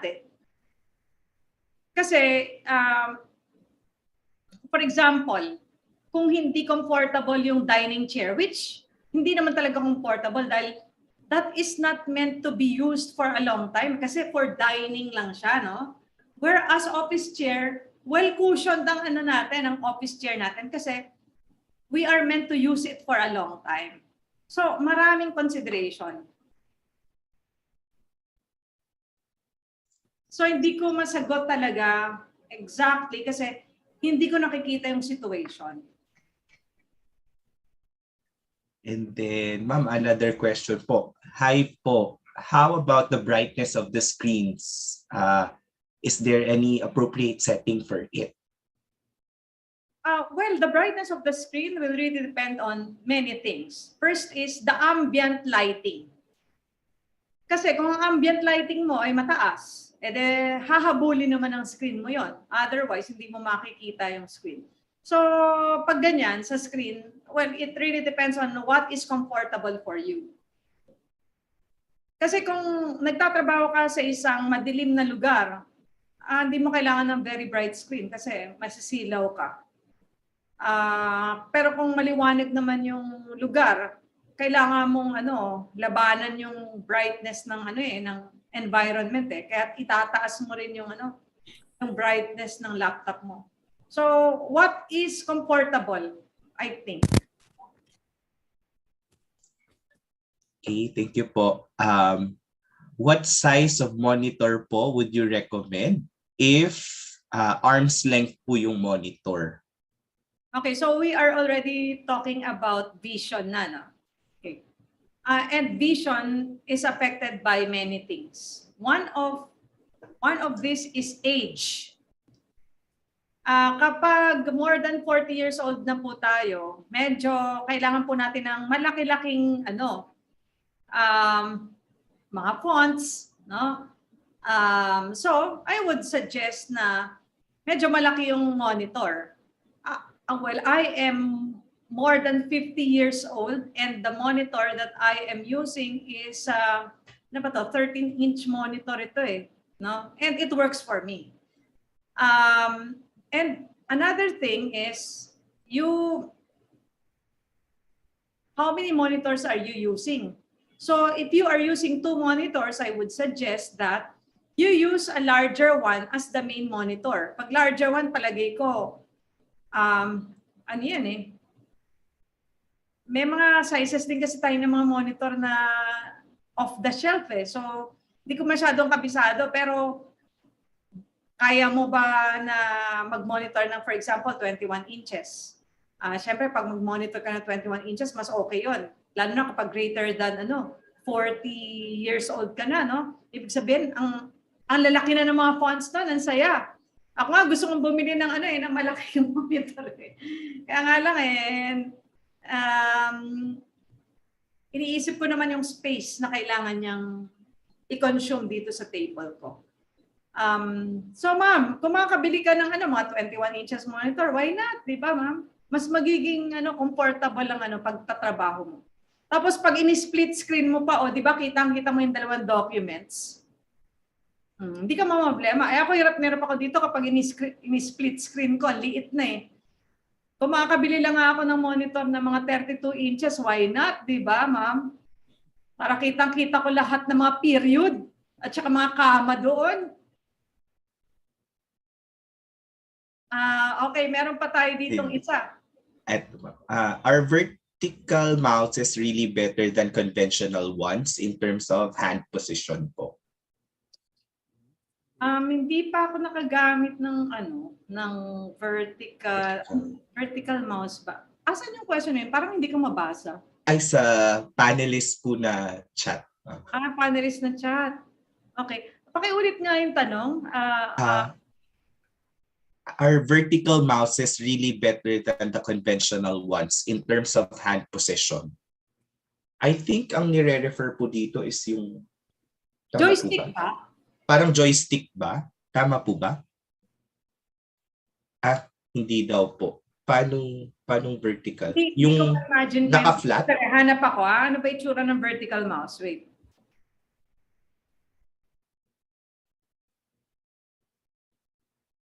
Pag ganun yung itsura. Okay. Hindi ko pa alam tong vertical mouse na to. At hindi ko alam kung anong finding sa mga study. Hindi ko pa rin nagamit, so hindi ako makapagsabi eh. Kasi hindi ko pa nagagamit. Ma'am, yung explain niya po, kumbaga parang nakatagilid yung hawak ng mouse. Do you mean na nakaganito po? Hindi ganito diretso? Nakita ko nakaganyan eh. Nakaganyan siya eh. Tama. Hindi ko lang alam kung minumove ba siya o hindi. No? Tama po ba? Yung parang you're working tapos nakaganon po, na straight body tapos nakaganon? Opo, ganun daw po, ma'am. Parang working tapos okay, tingnan na. Instead of the usual na diretso po.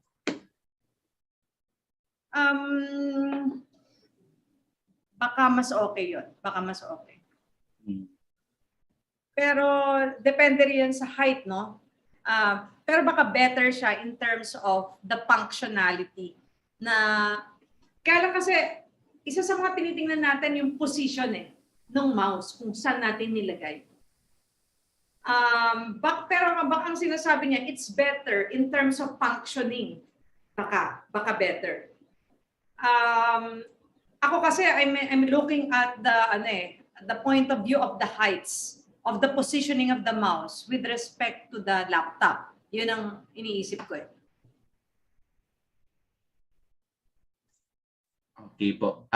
Good afternoon po, ma'am. May I ask po if it's okay to place the arms on the armrest for a long period of time, or will it be considered contact stress na po ba? Ang contact stress naman na pinag-usapan natin yung mga sharp edges. So kung maganda naman yung for example, texture of the armrest, then probably hindi. Pero syempre kung matagal mo na, baka sasakit din yan kapag matagal din, di ba? Sasakit din. Not because of, contact stress, tama, kasi ang tagal eh. Kaya lang, matatagalan bago sumakit. Unlike yung pinakita ko kanina, may sharp edges, medyo konting oras pa lang sasakit na agad yun, di ba?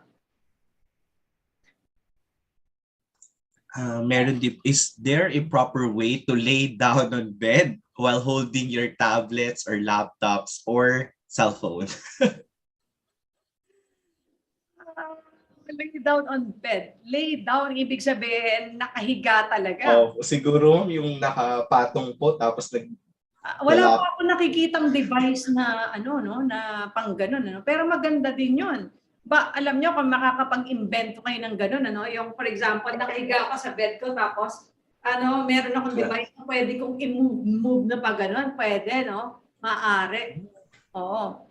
Pero yung cellphone naman, pag nakahiga, depende kasi kung paano ang pagkahiga mo, naka-turn ka ba ng ganyan? Kasi kung naka-turn ka ng ganyan, pwede naman 'di ba? Kaya. Ang hindi siguro yung kaya yung diretso, no? Mahirap 'yon. Mag-turn ka na lang sa gilid. Ganon. Pwede 'yon. Sir Arvin, can we have the last 2 questions? Sige po. So far po, yun po yung last question dito. Ayun na lang.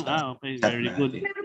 Dito si Sir Nestor Ong, which I agree with him, no? The best way is to use your control keys on your keyboard instead of the mouse.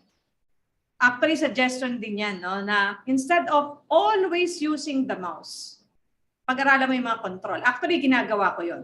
Kaya, memorize ko yung mga controls para hindi pa ulit-ulit. Halimbawa, teacher ka. Pati syempre, pag teacher ka, di ba, dapat kabisado mo yung Control-Alt-M kasi magko-comment ka sa Word document. Kasi kung hindi mo kabisado yung control na yun, lagi kang insert comment. Yung lagi-lagi mong ginagamit, ay dapat memorize mo yun para hindi ka na nga naman gagamit ng mouse. Thank you very much, Sir Nestor. Thank you, Sir Nes. Yan. Okay, so... Meron pa po, sir. Okay, sir. Sige, sir. How about to those who work on the sofa with a foldable table? How do I make the setup ergonomic po? Nasa sofa ka. Ikaw ba ay nakaupo sa sofa or nakahiga sa sofa? Kasi pwede ka din naman humiga sa sofa, no? Ngayon, ang nakikita kong problem dyan, yung height nung binili mong foldable table ay hindi bagay sa'yo. Pwedeng ganon. Maaaring mangyari yun. Kaya ang iba, hindi ganon ang ginagamit nila kapag nasa sofa sila. Ang binibili nila ay yung tawag dyan, parang patungan ng laptop sa lap na nakapagpapataas ng laptop kasi mas flexible on their part. So, tingnan mo yung height. Kung height naman ay okay lang naman yun, I think.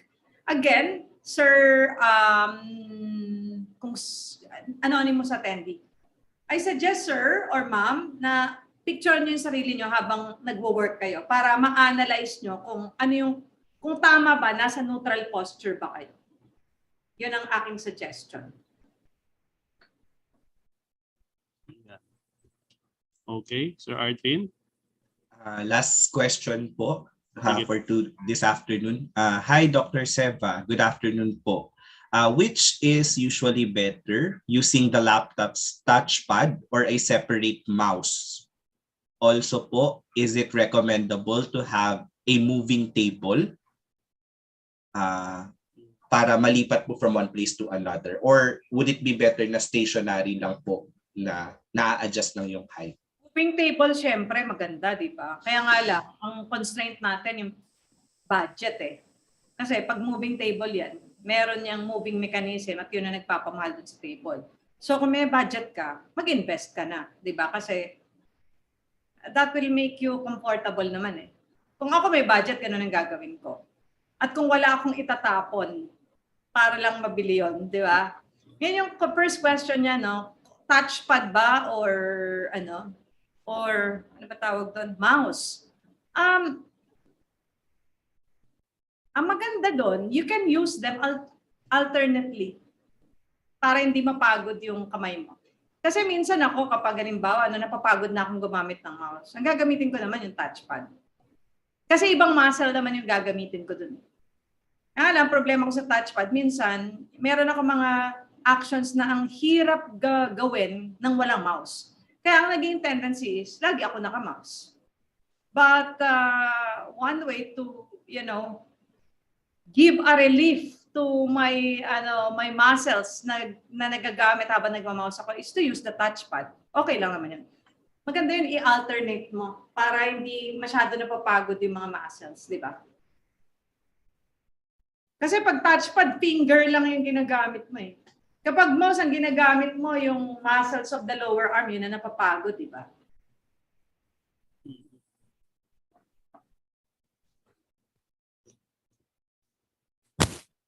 Okay, thank you so much. Okay, thank you. Thank you very much, Dr. Seba, for those inputs. Dr. Seba. And thank you also. Opo, marami pong nabigay Dr. Seba. Also to those who ask questions, and to the three students who showed their workplaces or to show their workplace design. Don't worry, Dr. Seba will not send you her billing statement. Okay, so anyway, so let's now go to the next portion of our program, which is the awarding of the certificate. So before Sir Arvin reads the certificate, may I invite, of course, Dr. Seva to be on our virtual stage, and likewise our department chair, Dr. Ngo. Can you please be present on our virtual stage? Yan po, by turning on your camera. And yan, Sir Arvin, kindly please. Okay. Next slide, please.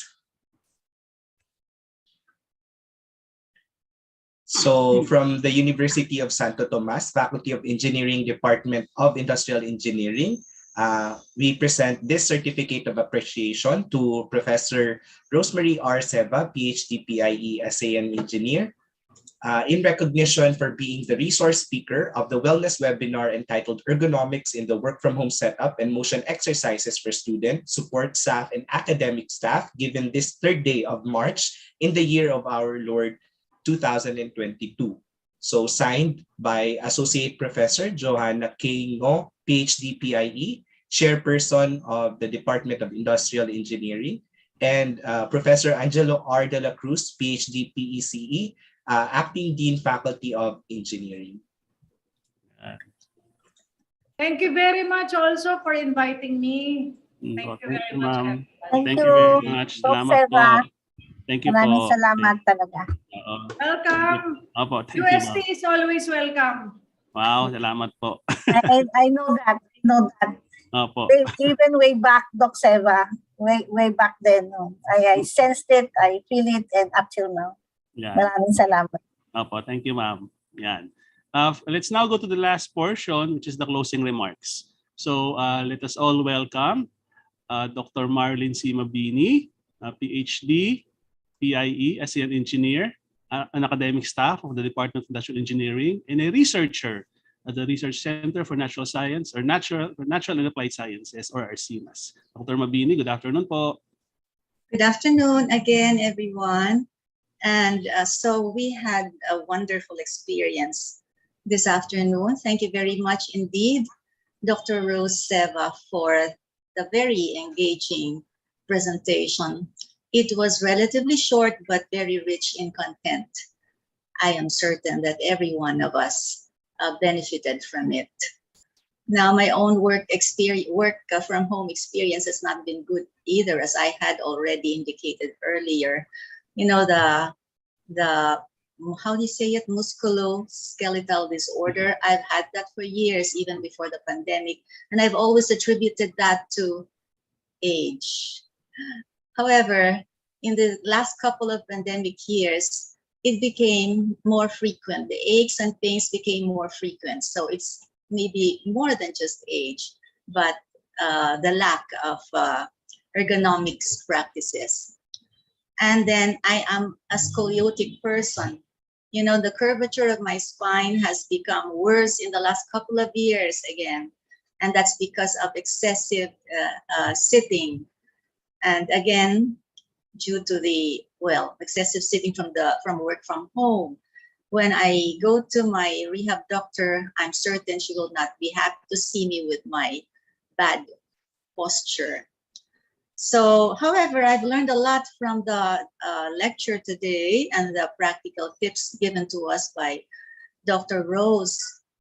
At least I can do something to retard the progression of my scoliosis. I cannot anymore ask Dr. Rose to help me to undo it. No, it cannot. It's not possible. So just to retard it, the tips and recommendations of our speaker would certainly help, and I'm certain it would also help the others to alleviate their problems related to work from home. So after this webinar, I have a feeling that that many of our students would want to specialize in ergonomics. Don't you believe so? So, well, once more, our appreciation and thanks to Dr. Rose Seva, our friend and colleague from De La Salle University. And congratulations to the Department of Industrial Engineering for having thought of this. This should have been given a year ago. Then the aches and pains experienced by many of us from working from home would have been perhaps avoided to a certain extent. But congratulations to the IE department headed by the chair, Dr. Johanna Ngo, and ably supported by our own ergonomists in the department, Dr. Kaloy Lugay and engineer Yoshi Kurata, and with the able and enthusiastic support of Dr. Ardvin Ong and all the other faculty members, Nina Ocampo, and the rest of the IE faculty members. Of course, the IE circle, whose members did the legwork, much of the legwork, thanks to them. So thanks everyone, our students in the department and from other departments, administrators and faculty members and students of the other departments, and even from other schools. Perhaps we have them here, and perhaps even alumni who are in our virtual audience. Thank you very much for having been here. And for the participation of many of our students, thank you. So just like, well, I'd like to borrow some words from a popular 60s song by the Beatles. You've been such a lovely audience. Thank you very much. So good afternoon once again. And I turn over the floor to our hosts once more. God bless us all. Thank you po, Dean. Maraming salamat. Thank you too, Kaloy. Bye. Yan. So thank you very much, everyone. Before we have the UST hymn, Sir Ardvin, the photo opportunity. Okay. So for everyone po who accepted the panelist invite, may we request po to have your cameras open so that we will have our photo op.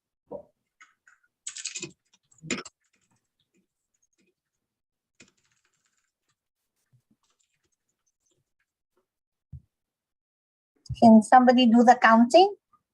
Sir Ardvin. Yes po, ma'am. Ako na lang. Sige po.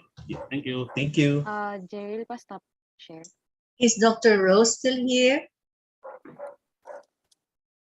I don't see her. Mm-mm. And somebody... Has she left? Can somebody get in touch with Dr. Seva?